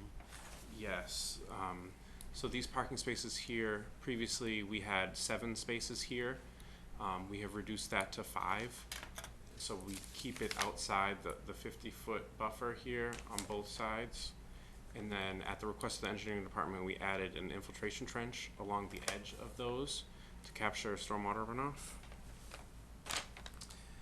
We've updated some details for the drywall system. Move the septic tank. We moved the septic tanks outside the buffer zone. Previously, the septic tanks were over here, and we've put them over here, which is greater than 100 feet from the wetland. We have provided a limited traffic study for the proposed use of the building. It's not many. It's about 22 additional weekday trips are approximated from the proposed building, so not very many at all. We have located the trees within the limit of work. Is it on this plan? There's up on the top, what sheet is this? Sheet 4, at the top, the detail. It's up here, yeah. Got all the trees located there. As Matt mentioned earlier, we have located the existing storage trailers in the front portion of the lot. And we've added the approximate location of the nearest neighboring house, and we've added some dimensions to that. So we've got a dimension from that house to the closest clearing for the development, and then on the other sheet we have a dimension from that existing house to the pavement, and then also to the building. And I think that covers most of the changes. We did also change the drywall system in the front yard. The Board of Health has a rule that a drywall system has to be greater than 100 feet from a well. The existing well is right here, and the 100-foot circle is here. So we've just shifted the chambers outside that 100-foot well radius. It's the same amount of chambers and same type of design, just shifted and reconfigured. So as far as response to your comments, we eliminated the parking spaces there so that they wouldn't be within the 50. You'll recall that whole area is lawn and grassed, so we were considering that disturbed and had put 2 other parking spots there, but after discussion with the commission, we removed those 2 spots and to make sure that they were completely outside the 50. You'll recall that in removing the septic system, when we first came in, we proposed to put, as Matt, as was just stated by Daniel, you know, we had hoped to put the tanks right in here, but because they had to be 10 feet off the building, it pushed them right just inside the 100-foot buffer. So we, you know, in keeping with your requirements, there's the existing ones that are coming out, and that's where they were proposed. But as Daniel pointed out, they're now here, so they're completely outside the 100-foot. So things will be pumped from here, you know, to wherever. Jim, did you have a question? Yes, it's probably in the plan, but I couldn't find it. Can you show me where how the electrical and gas lines go to the new building? Yeah. Yep, so there are existing conduits underneath the wetland crossing here. Okay, I thought that was just water and sewage. Yep, we're not showing it on this plan, but there will be electric, underground electric to the building. Okay, and gas? The main building uses gas, so I assume, Yeah. I made this assumption. The front building has gas too. Right. So how's it? We can add those So lines. all of those, there are a series of conduits that were built into the crossing, so we won't have to dig or, That's where they're all gonna go. they go right into the existing conduits. Okay. I was just concerned about if there's trenching in wetlands, but nope, this is good, okay. That's all I had. Okay. So my question starts with, will the renters of these bays be prohibited from using allotted outdoor parking spaces for storing trailers or storage containers? Yes. There'll be no outdoor storage whatsoever. They can't even cannot park, be. if their business has a trailer, they're not allowed to leave that trailer parked in one of the parking spaces. I think they probably would, because, you know, some of these guys would be small landscapers. landscapers, paving company. Just Well, 31 paving, Bridge Street, we have had a big problem with trailers and stuff left. So it's, The contents Place of took the on a trailer. life of its own. yes, is landscapers, you know, they've got fuel containers, they've potentially got, herbicides and other things, you know, we wouldn't want any of that stuff being stored there. I've looked at a few of these contractor bay buildings myself and seen how they run, and it's typical for them to come in the morning, the landscape companies, mostly, if they have trailers, carry the gasoline on the trailers. Right, I mean, but- we see it all the time, so, I would expect, it's gonna be a low volume, each bay is a low volume, small company. So I don't think it's gonna be hordes of trailers and other things. No, but it's, if, you know, do the trailers get left there over winter? Are they left there overnight? Or when there's not active use, we start to have concerns with vehicles that contain those types of products, just basically being parked in the buffer zone. So, so that was one of my questions. So with the reconfigured snow storage areas primarily within the 75-foot buffer zone, how is the snow going to get to those how is the snow going to get to those storage areas? Because so the existing, or the one northeasterly of the building, there's the retaining wall. You mentioned there was going to be a guardrail there. So I think that's also. But so is it a front end loader that's going to basically go up through there and deposit the snow at the back end? You know, because and then also looking at the snow storage area along the edge of the parking space here, it doesn't look like there's guardrails there. My concern would be, is somebody gonna just kind of plow the snow off the pavement into the snow storage area with whatever materials may have been on the pavement going over in there?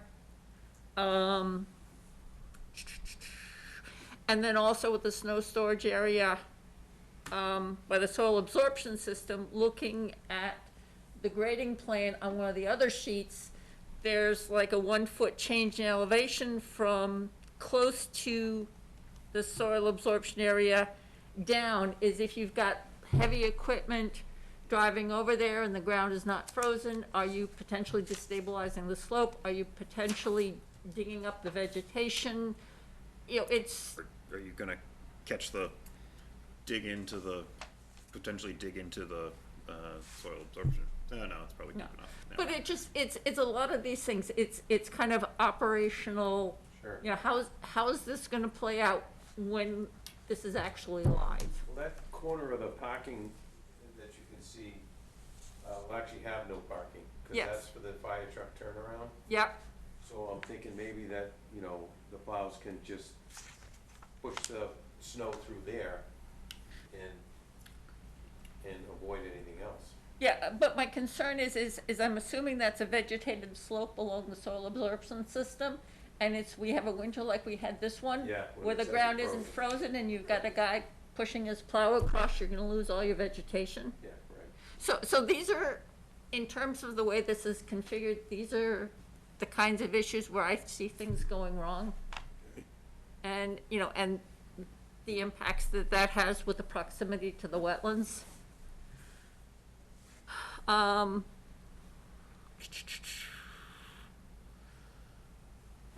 And then also, can I have the clicker? Gonna get you your own. Yeah, if I can see the culvert. So, in terms of, I see there's a guardrail here. And actually, can we go back to where there's a snow storage? Oh, this one. No. Okay, so, kind of, there is the guardrails here to prevent snow from being making its way off the roadway into close proximity to the wetlands. My concern is, I'd like to see the guardrail continued up here so that, we're not having a case of that this becomes the first place that some of the snow gets deposited when it comes off the paved area over the culvert. And then I'm also concerned with, I'm thinking about, do we have a stretch of guardrail on this side here and maybe possibly on the other one, so that as they're plowing back, the snow getting pushed off the roadway isn't going either into the wetlands or immediately adjacent to it.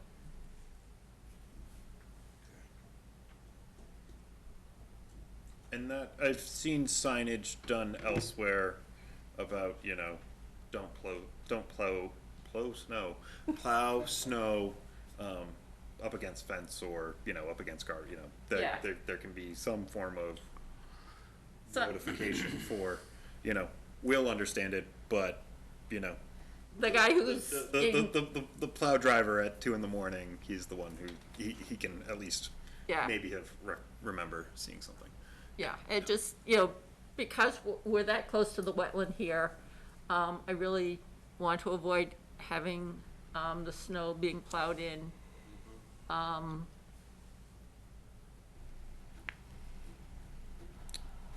right, so we will put together a more detailed snow storage plan, and try to address, the use of guardrails or other fencing or, barriers to, make sure the snow gets in the right place and not where it's not supposed to go, so. Yeah, we'll- because it just, we can go back and, drill deeper on that. yeah, because it's when there's snow storage outside the buffer zone, I'm not so concerned, but when you're in the buffer zone, when you're potentially digging up vegetation because the ground isn't frozen, it just, it makes a mess that somebody may or may not take care of. Also with the trees that are being removed, as part of the construction, when there's removal of trees in the buffer zone, we like to have replacement trees planted, in reasonable proximity to where the trees were removed. We understand that you may want to make choices about tree location, the type of tree in terms of what its eventual height will be, so that you're not dealing with issues of trees causing problems to your building. I don't know if you're thinking about putting solar on the roof in the future, but these are all the things to think about now. Sure. And what's the plan with the existing gravel area to the rear of the existing building? We're not proposing to touch it. Okay, because that's being used right now as parking. So, if the commission's amenable, I'd at least like to see that 55, that the buffer increased from the, out to the first, what's the first line, 50, 75? A buffer established, because, from the site visit, there was, it certainly appeared to, snow appeared to be, and gravel have been plowed, to the rear and up towards the wetland resource, again, Well, I actually found that they were doing that, Matt. So, They would come in and they'd start pushing the gravel, and that's why I had them put in those big boulders. to right, stop that right, from and it's just, Yeah. it established that buffer, Right. it's consistent with the other side, and, just, again, put the boulders there. That makes sense, establish it like you say. Yep, we'll show that on the Yep. plan. The wetlands flags that Jim was looking for. Yep, we're gonna get to that. Yeah. Anything else?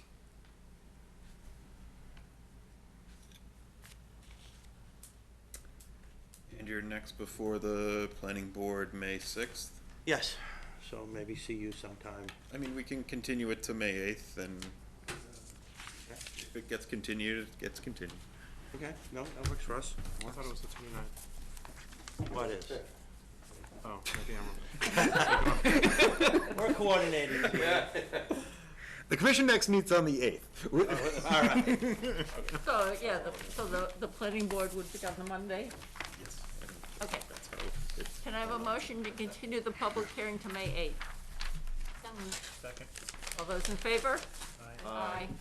Thank you, we appreciate your time. We'll see you in a few weeks. Thank you. Go to work. Okay. Actually, we meet on Saturday, don't we? Yes. Well, I was Scheduled for, are we or aren't we scheduled? I was gonna get to that. I Okay. mean, you know, we can. Well, we raised the issue. I was Right, thinking yeah, about it. yeah, Yeah, we gotta do that. Right. Okay, moving on to our next 7:45 PM agenda item. It's a discussion of a draft enforcement order for Cataldo 13 Pine Tree Trail. So this was, Jim alluded to this in the meeting on the April 11th. Noel, April 3rd-ish or so, sometime around there. Beginning of April, observed trees being cut. Friday before you went on vacation. Yeah, I know. It's, 4:36. I was already on vacation at that point. But they, March 29th. yeah, March 20th. Yeah. Yeah. Sierra went out that following Monday and reached out to, sent the letter as attached to the property owners. They were very responsive and followed up with her very quickly. In my reaching out to them via email, I don't think they've responded to either of the emails that Sierra nor I have sent, so I'm curious if we have the right email address. If the commission's amenable, I'd like to table this to their next meeting, to the commission's next meeting. Just for the people that didn't understand or weren't there. She had gone by earlier in the day and called me up. We talked about it a little bit, figured the best thing was to call you, contact you, and we took videos and some snapshots from the curb, from the street of the yard between, the house is off to the right, and behind those trees is the stream that leaves Nab Lake, goes over the dam, and heads across the golf course. So these stumps that are here are probably anywhere from, Well, you can see 40, the fire hydrant. 30, 40 feet to 100 feet from the stream, Oh, the something like size of that. the trees. Yes. approximately. And they look like there's at least 8 of them in there. There may be more. I don't know if there are any in the. There were more. The marquee tree sign was on that side of the hydrant, and there were a couple more trees over there. Okay. And they had put in a siltation barrier for part of the operation in the back, but not this area Yeah, where right the, there. now you can see it. Not the area where the trees were cut, but in this area. And the lawn got kind of chewed up with a backhoe and some kind of cutting mechanism they had. I didn't see the cutting going on. I just saw the remnants of it. The lawn area up to the woodland line is pretty well is very disturbed. It was all chewed up. I think it was probably from the grinding of the stumps, because the trees were cut one day. It looks like the stumps were ground later the next day, and the lawn was the land was smoothed out. So that's what we saw. Don't know what the further plans are, if any. I have no idea. Right, so originally, while I was off, Sierra contacted the property owner, and she discussed filing an after-the-fact request for determination of applicability for the removal of the trees. Upon my return and consideration of the information provided, I thought an enforcement order would be the more appropriate avenue to, direct plantings occur as opposed to with an after the fact, you know, there could be, you know, it's a I for a three. I think the so- enforcement order approach is the correct Right, approach. and so Yeah, 'cause a we draft. wouldn't have approved this. Yeah, and so it was drafted, you know, again, I did send it to you today, but also I haven't heard back from the property owners and would like to, you know, table the discussion of the enforcement order to the commission's next meeting on May 8th so I can try and connect again with the property owner so that they can be present. You know, they seemed responsive, and it was odd that they haven't been. They responded very quickly to CR's letter, and You mean the mailed letter? yes, to the but mailed not letter. the email? Certified. Yeah, mailed but letter. the emails haven't been. So I want to make sure that Sending it to the right place. it's actually getting to somebody as opposed to just going into the ether. So Or spam folder. spam folder as well. Yeah.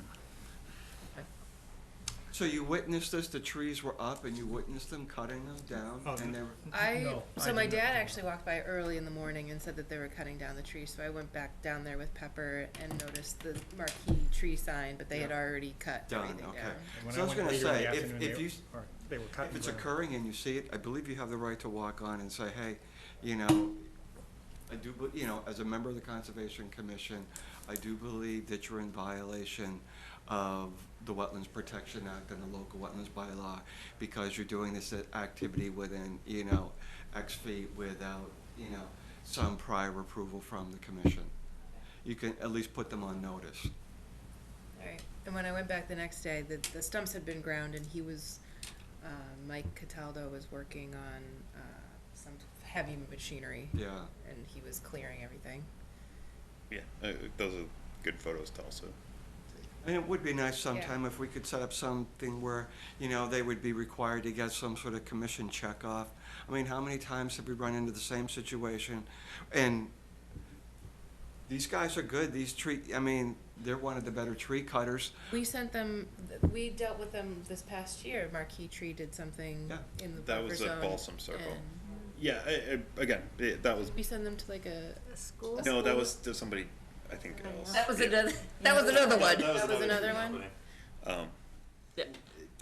They'll circle back and make sure, Yeah. but see where we're at.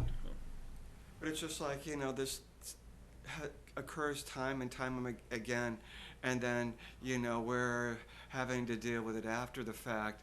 And I'm looking at these trees and, you know, even if we tell them to go plant trees, they're never gonna be these trees.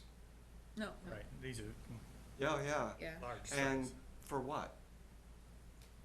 I don't know. A view? I don't know. Or just a maintained lawn? I don't know what the project, Yeah. Right, Well, right, I and so mean- that's, you know, and so I that's was the thinking a intent. pool, but like the- they leveled it too. I mean, so that's the intent of, you know, the enforcement order. So in the interim, Yeah. if there are comments, again, if, you know, if the commission, it's drafted and the ordered action, it's drafted and directed towards the property owner.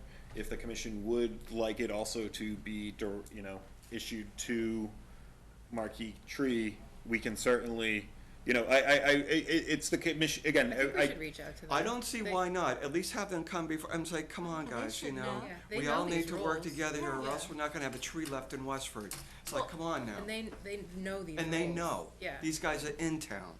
Well, and where I was thinking of leveraging onto that is if we draft a letter and we send it to all of the tree work companies that we see active in town, basically stating our position and that, you know, we've seen, well, I just gotta draft the letter, but basically a blanket mailing to all the tree removal companies doing business in Westford that says we've seen, you know, we've seen too many instances of, Of tree cutting in areas that are jurisdictional of the conscom. Without- And these guys are smart enough to know that, Yes. you know, they're within 100 feet of a resource area. They are smart enough to know. There You you know, go. and to ask, you know. Or just to there- ask. There are plenty of, you know, companies that, I mean, if they're not reaching out, they're directing the homeowner to, oh, There may be a wetland nearby. You should talk to Matt. Yeah. My job is to be the, go talk to Matt and to, you know, I try to. Your job is to be Matt and figure Right. it out, and yeah, exactly. To at least give them, Yeah, I mean, I think it would, yeah, Anything we can do to lessen this Yeah. is something we should do. Yeah, I can certainly work, if not the meeting on the 8th, I'll work towards Yeah, no, just- the subsequent one to have the letter, but that one may just take a little bit more time. There's okay. a bunch of stuff going on. I don't know if anybody heard, there's a town meeting on Saturday. This Saturday? This Saturday, yeah. It's this It's actually this Saturday. The weather's gonna be good at least. Yep. Please don't jinx us. It could be record turnout, you never know.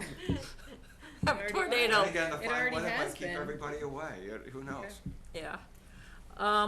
Okay, moving on. A request to sign certificate of occupancy for 7 Island Path Road. I can handle this. The property owner who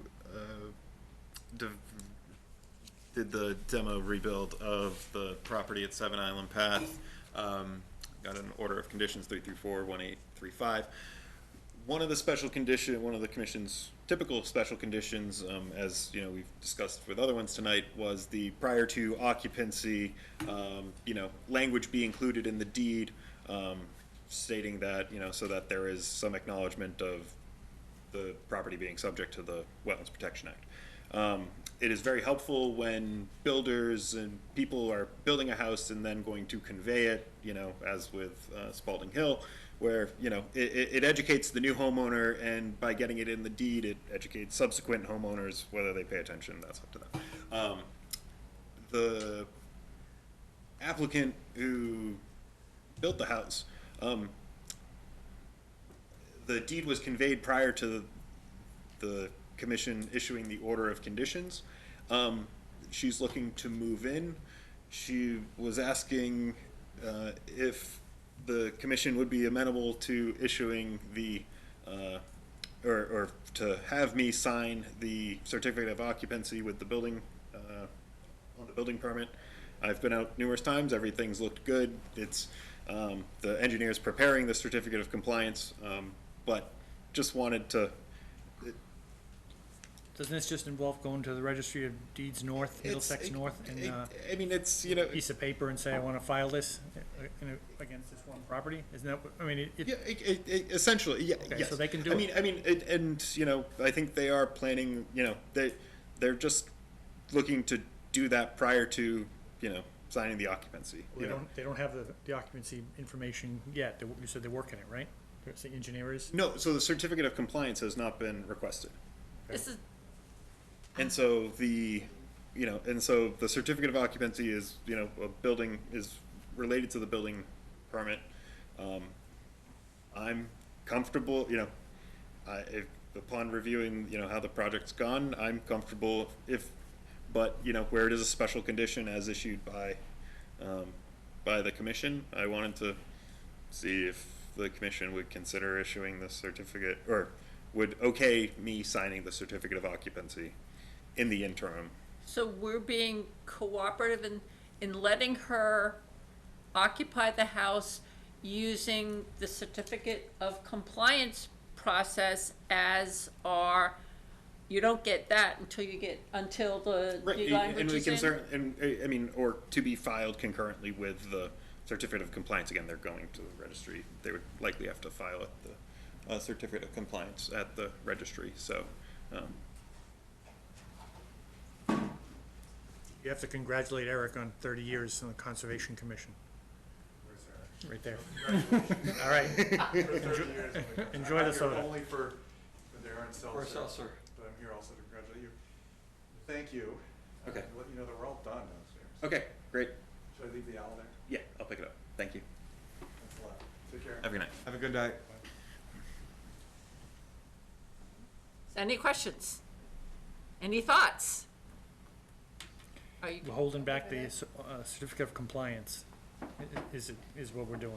yeah, so we'll let her. We're letting her move in. We'll let her move in so she can Okay. get out of her apartment, Okay. and we have the certificate of compliance as our control mechanism for getting the deed language done. Sounds good. All right. Can I have a motion to approve the request to sign the certificate of occupancy? So moved. Can I have a second? Second. All those in favor? Aye. Okay. Another one of Jim's requested items per the April 11th meeting.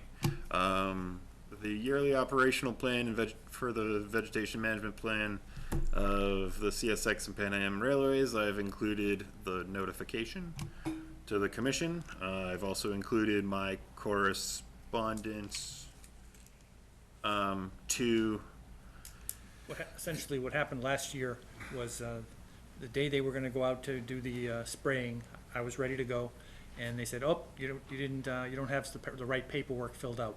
I said, "What paperwork?" Nobody knows. A lot of shrugging. So I ended up not going. They did the spraying anyway. That's in violation of our orders of conditions that we had put on their multi-year plan, and it was violating the letter that was an agreement between our former town manager Jody Ross and their vice president Garano or something, I forget. Yeah, whatever her name was. They had an Scarano, agreement. yeah. They had a letter that agreed that they would have a conservation commissioner invited along with at least 24 hours notice to observe the spraying. So last year was a blowout. Matt documented it, wrote them a letter explaining that they weren't holding up their end of the agreement, and indicated that we should, do whatever needs to get done for the next time. Well, next time is here, and nobody knows anything again. Now there's a course. It's not just paperwork. Now there's some kind of a course for safety related to the being on the tracks, and they CC'd somebody that apparently it's a black hole. The email disappeared, and there's been no reply back from some officer of CSX. In the meantime, CSX Railways purchased Pan Am Railways, so that's why now you see CSX/Pan Am. And to make things just even a little bit more smoother, I'm a stockholder in CSX. So I had to declare a potential conflict of interest. I filled out the forms, gave them to the town clerk, and they're with the town clerk's office. So I don't know if I'm gonna be allowed to go on the monitoring or not. I should be, since the amount of stock I own is that much compared to the corporation. But in any case, it's just It's a one. minor conflict of Just interest. right, just one more layer. So I don't really know what's gonna happen next. We're waiting I've sent for CSX CSX to tell us. April 9th. The environmental consultant responded back to and copied, as Jim mentioned, the officer of CSX. I reached out to him April 17th. It was a week ago. I have not heard back. I will send another email tomorrow and include that. And again, I'll include this in meeting updates. Because as I stated in my email initially, compliance with this condition is required and not optional. So I don't think there's any ambiguity in kind of, but and at that point we can get to the state. We can go to the state. This would be something to go to DEP. At the level of DEP, it's And I think another thing we should probably do is take a look at the obvious crossings where the rails go over waterways, like by Stony Brook, I'm sorry, not Stony, by Brookside? East Boston Camps at Brookside Road, all of those places, because those, we should definitely see markings on the rails. According to the plan, I think they're supposed to be red, yellow, green, or something for how far you can spray and where you have to stop. I don't know if those are there or not, but that's gotta be done before they can spray. Yeah. So, I can certainly, we can certainly And before- notify that, before we pass it we on are, to DEP. we are Right. doing this. We are planning on inspecting, the potential spray zones, consistent with their vegetation management plan as was reviewed. There is an existing order of conditions. I will get all up in, the highway safety road crew, I will be just made of reflective 3M material, if that's, but I will continue to follow up and, again, I'm CCing the town manager, the assistant town manager of land use, and the chair as well, so, plenty of people are aware. again, I think the agreement between the town manager, back in 2014-ish, whenever that was, between the former town manager and the VP at CSA. Pan Am. Right, yeah, Pan Am Pan at the Am, time, you know, yeah. now see, you know. She still works for- She's still there. Yeah, she I haven't is. gotten bounce backs. Yep. That in looking back at some of the history, it appears that the state reps may have been instrumental in kind of bringing all parties to the table. And if that's the case, the Representative Asiero was at the select board meeting last night, so I'd be, you know, or again, going to DEP and saying, this is, you know, they violated it last year, here's our documentation that, you know, they're not comply, yeah, there's been no efforts to comply this year. This is a state, you know, a right of, you know, the state may be a more appropriate, and I'll have more information beginning of May, again, and documenting all my continued efforts for compliance. Move on to 20 Kais Road. I'm just in like the right place at the right time. Gonna put you in a bubble. I'm like, I have not had the opportunity. Get around. I have not had the I opportunity get my to paddleboard out. I have not had the opportunity to follow up with this yet, but I've never I seen have. a car there. I've just that beagle. Just the dog, and just it the wasn't on a leash one time. It was in the middle of the road, and I'm like, dude. That's not a great road for a dog off leash. But I have a name. I just need to follow up. And 13 Pine Tree Trail kind of came back, and that took precedent. Starting to be very concerning. User Job descriptions. job descriptions. I have not asked nor received them from the Recreation Department, but I will, and have that for the 5th as well, because things are starting to get rented up there, and things are going to start happening. Okay. Edwards Woods. I've not. More dumping going on. I will. It's that time of year. That's been going on since my mom was a kid. It's for decades. That's where your yard waste goes? Everyone on that road. That's where it goes. I will resend the letter and follow up with the police department upon your call from that. March 3rd? Is it March 3rd? Maybe. I think it was the 3rd. I emailed you. Yeah, you sent me the text of the date. I just haven't been able to follow up with that. Okay. Freedom Park improvements. We heard back from Noel and the Scout troop leadership in terms of the work that they have planned. So that's moving forward in terms of redoing the benches, taking care of where the pavers need to be kind of Reset. You're talking to the highway department about Yep. bringing in boulders. Yep, getting boulders. Actually, I may ask the developers who were here and are developing along Groton Road, because they have some very large. A lot of boulders. There's a lot of boulders. If The we can, boulder mountain yeah, there. we can Yeah. get a couple good cubic yard size boulders to establish and Where to mow and where not to mow. yeah, establish a no disturb area. Additionally, met on site Friday with Jeff Hall, Marilyn Day, and another woman whose name is escaping me right now. Alice or Cheryl? One of the neighbors? No, but Okay. I don't think so.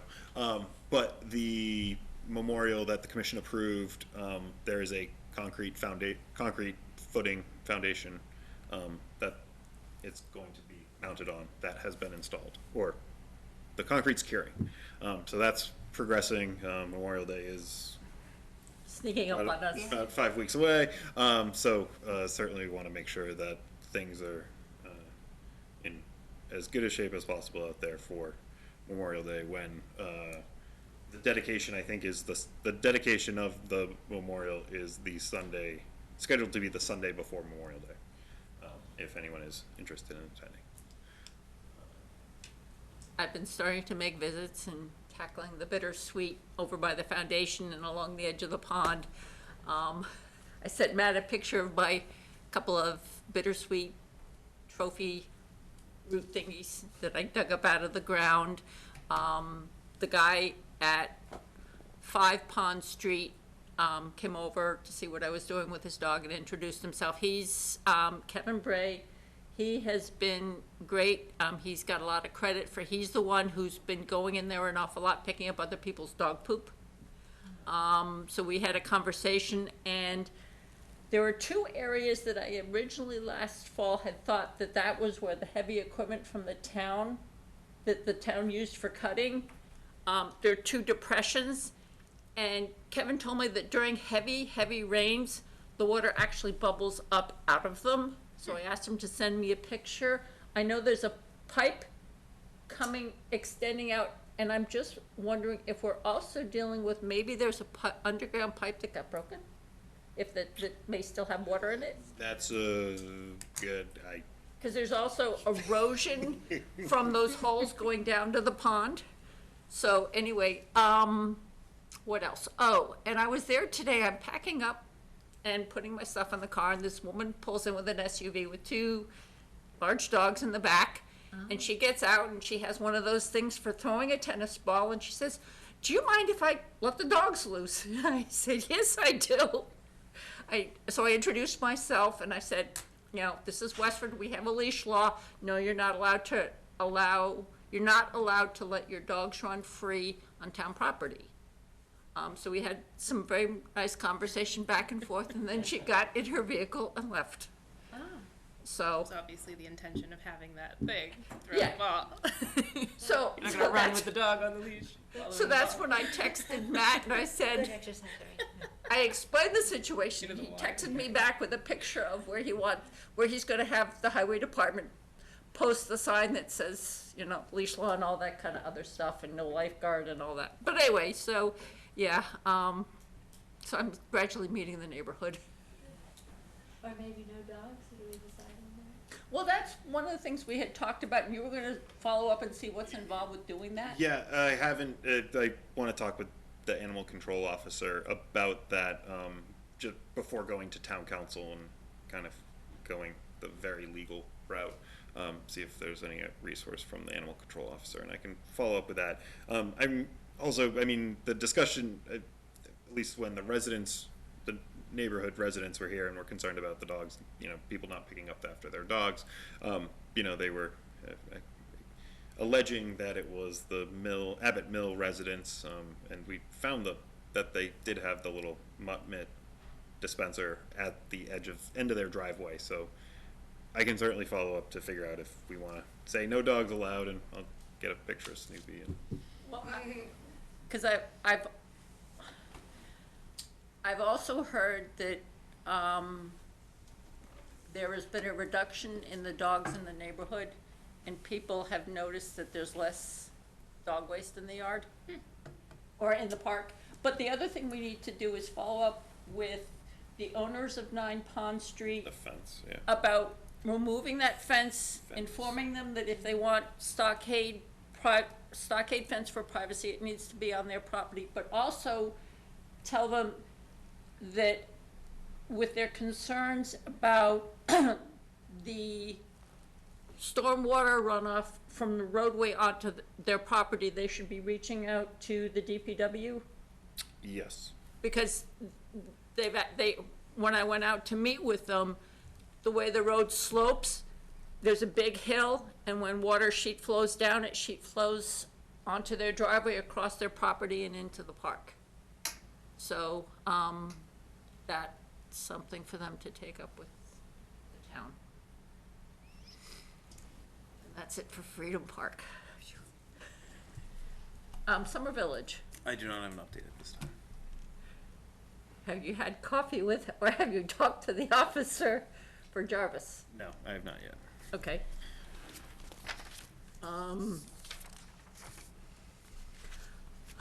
The lease for the Day Agricultural Farm property. So we have included in the meeting packet is the results from the soil sample which was collected at the beginning of April. that in addition to the agreement fee, use fee, has been received. Kind of the next steps, upon the next steps are, does the commission want to extend the agreement and kind of just clarify and explicitly state the responsibility, some of the responsibilities, some which may have not been in the original agreement, be it for 5 years, be it for 2 years with a 3-year kind of extension. Again, it can be up to 10 or 10 years from the original, because of the special legislation. So 2 with another 3, to be reevaluated and go for 3. If the commission, does not want to pursue, the extension anymore, because the extension of the lease, because it's been 5 months since the original lease agreement. The extension of the lease agreement. Right, the extension of the, if it's just taken too long and the commission doesn't want to pursue that going forward. Doesn't seem like there's much enthusiasm by our lessee or licensee. I mean, I don't know. I don't know if that's. I think they would like to. I think they would like to continue. That's been expressed to me. Again, they were after the meeting. The farmer came and shared the accolades that she was very thankful for. The commission extending the lease, which I think the commission expressed support in extending the lease. But again, we kind of had here's our outstanding stuff that we need to make sure gets done. And some of it, and it has been done. It's just taken longer than. So I those are kind of the potential, or the commission decides to, no, we don't want to extend this lease agreement, and please remove everything within, a specified time frame, and that's. Are there some specific items in the I mean, we should go by what's in the contract, the agreement we have with her, in terms of what she's obligated to do. And so I mean, she's obligated to either reports or testing. annually. So annually, do a soil sample. This is the first one. Right. She has paid the lease the lease fee annually that we have received that. Those are kind of those are good ones.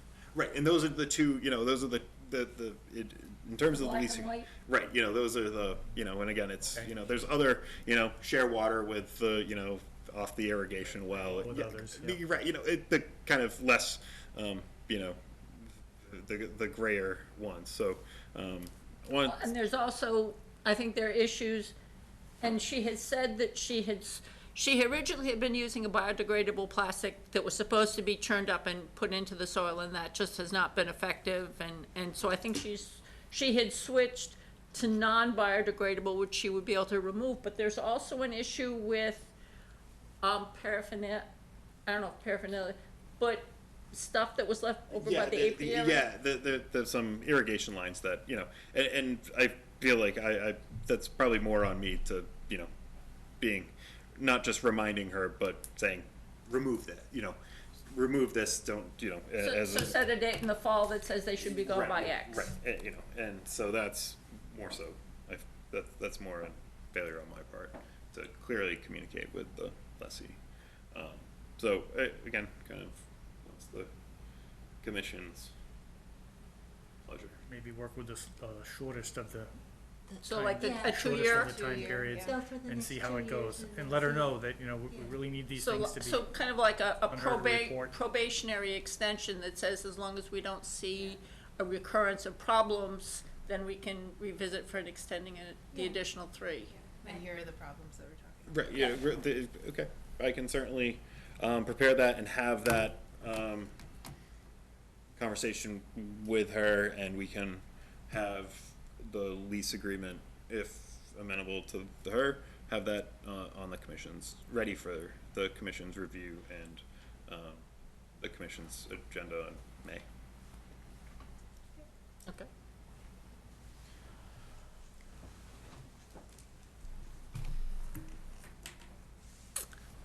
I received an email about a duck blind on a conservation parcel, and I didn't believe it.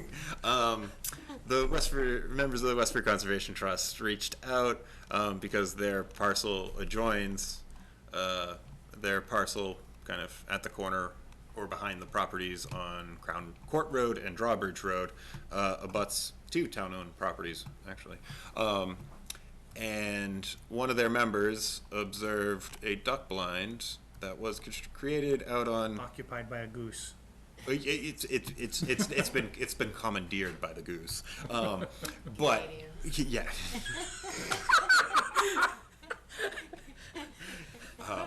That's why they make good hockey players. I got nothing. There was a dock that was installed with a no trespassing sign, which Rich humorously, along with two canoes. Since this email was received, I did get an update from Rich Strazis, president of the Westford Conservation Trust, that he has contacts who in the neighborhood who have spoken with, the dock, the canoes will be removed. I think there's some girdling of a tree with likely by a hatchet. Yep, as shown in the, and the direction was to remove kind of the stuff there, but also after the goose has left the roost, to dismantle the duck blind. Babies will be out of their eggs soon. Right. I mean, Early May. Yeah, and so it's to kind of dismantle the duck blind again. I don't think it's been up long. Looking at aerial imagery, I can't imagine that there'd be hunting I don't think going on I there don't- in the fall months, and no one in the area is called and So complained. yeah, I heard the gunshot. Yeah, they would hear. Right. Again, I don't think it was. I feel like it was more teenagers Hanging out. doing something. Could yeah, be. I don't know. And so there's positive momentum to remove the to remove it. So I will keep the commission apprised as I get more information, but I don't think I need to send anything out because I think I think there's been communication to the likely neighbors or residents about removing Parents of the residents. about that's not their property, you can't be doing that. So I don't think there's anything I will keep the commission apprised. So moving on to the minutes for March 13th. What did I do with my glasses? Behind your. Thank you. So people had a chance to review, any feedback for the March 13th? Negligible little nits, nothing worth Okay. missing here or there, but that's okay. Can I have a motion to approve the minutes for the March 13th, 2024 meeting as written? So moved. Second. All those in favor? Aye. Aye. The March 23rd, very short meeting, at town meeting. Any comments or questions on those minutes? Nope. Can I have a motion to approve the minutes for the March 23rd, 2024 meeting as written? So moved. Second. All those in favor? Aye. Aye. Abstain. Okay. And you have to abstain. Well, I wasn't there, but I don't have to say. No, I mean, Okay. you can review them, and so 501. Eric abstains. All right. I mean, you can approve it, or Yeah, you could. Okay. could what? There's three options. I agreed with them. Yeah.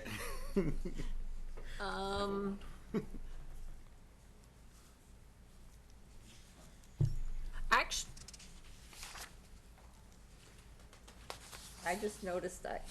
Did you? Do you want to reconsider?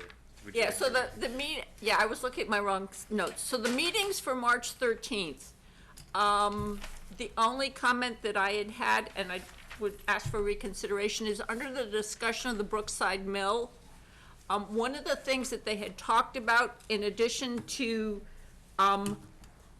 taking a row of, lowering the, whatever it is, was also to close off that side flow path that went to that Yep. other channel, which is where, the sinkholes were, and just to amend that sentence that talked about the repair would involve taking off the top row of blocks. I said, and to add the wording, and discontinue the flow path around the dam where the sinkholes had occurred, just to get that second piece of information there. Also, what I had found very informative about Robert Sims' comments was he talked about,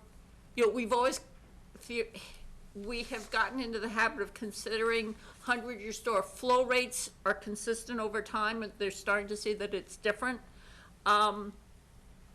And so that I thought it might be good to record the comment that says, the proposed dam repairs are needed to mitigate the impacts of increased frequency of higher flow rate rain events. Yeah, because he's basically saying we're seeing 100-year storm events, you Yeah. know, in much more frequency than you would in 100 years, you know, so yeah, you might see them every few years. And also, and the cumulative impact of those higher events as Yeah, well is- is, There's Taking no, a there's higher no toll. actual plan to do any of this. This was No. just he Right, was this bringing it up just- for discussion. Yep. Yeah. Yep, there wasn't even a dollar sign mentioned for any of Right. it, nor where the money would come from. Their board met.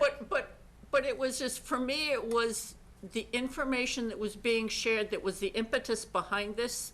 It was You know, like his recommendation was you would open these up and block that one off, take off one row of blocks. Those are suggestions, recommendations, but no plan, no schedule, He no met nothing. with the board of, at the Stony Brook Mill just this past week, so Okay. they're And they figuring heard the this same out. thing? Yeah, he gave them the same Good. presentation. Okay, but it just, the fact that this made me realize that we may in fact start seeing a different way of categorizing what's a 100-year storm. All of a sudden, that becomes a much bigger event, more cubic Yeah, we're just gonna feet see per them second. more, the 100-year becomes more like the 10-year, Yeah, you know, and but then stormwater management has to be designed to deal with much greater volume, and it just, that was, kind of hit me upside the head. So if the commission would reconsider the approval of the minutes to include those additional comments, that we record the information that was provided, that I so, kind of a motion to, I'll make a motion to that effect. Second. all those in favor? Aye. There you go. Okay. Moving on to March 27th. Did I really set?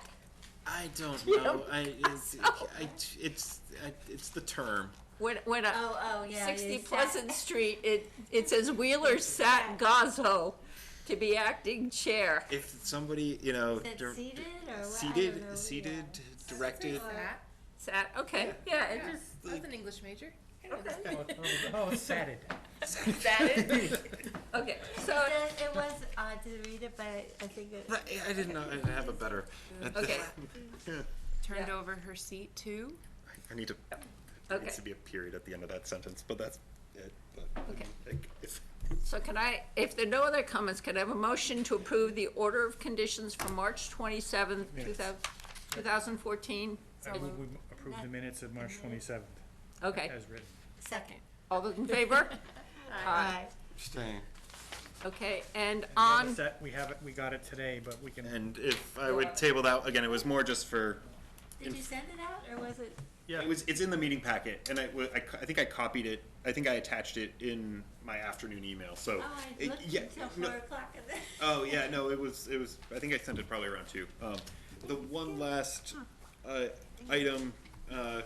Would the commission like me to post an agenda tomorrow morning at by 8 or by 9 a.m. to have a meeting prior to annual town meeting, or We we're gonna be there. I don't know. Well, there's an all boards meeting that will start at Right, 9. the all boards meeting starts at 9 and is called to order when the meeting starts, so again, Nothing else, it'd be. nothing else we have to do, right? Nothing's, what we talked about before the March 23rd, we'd made our, Recommendations already. yeah, we had finalized things. Yeah, I think we're okay with that. If we need to meet, we can under the all boards meeting. Yeah, Okay, okay, one less agenda for me, much appreciated. okay. So, can I have a motion to adjourn? So moved. Second. All those in favor? Aye.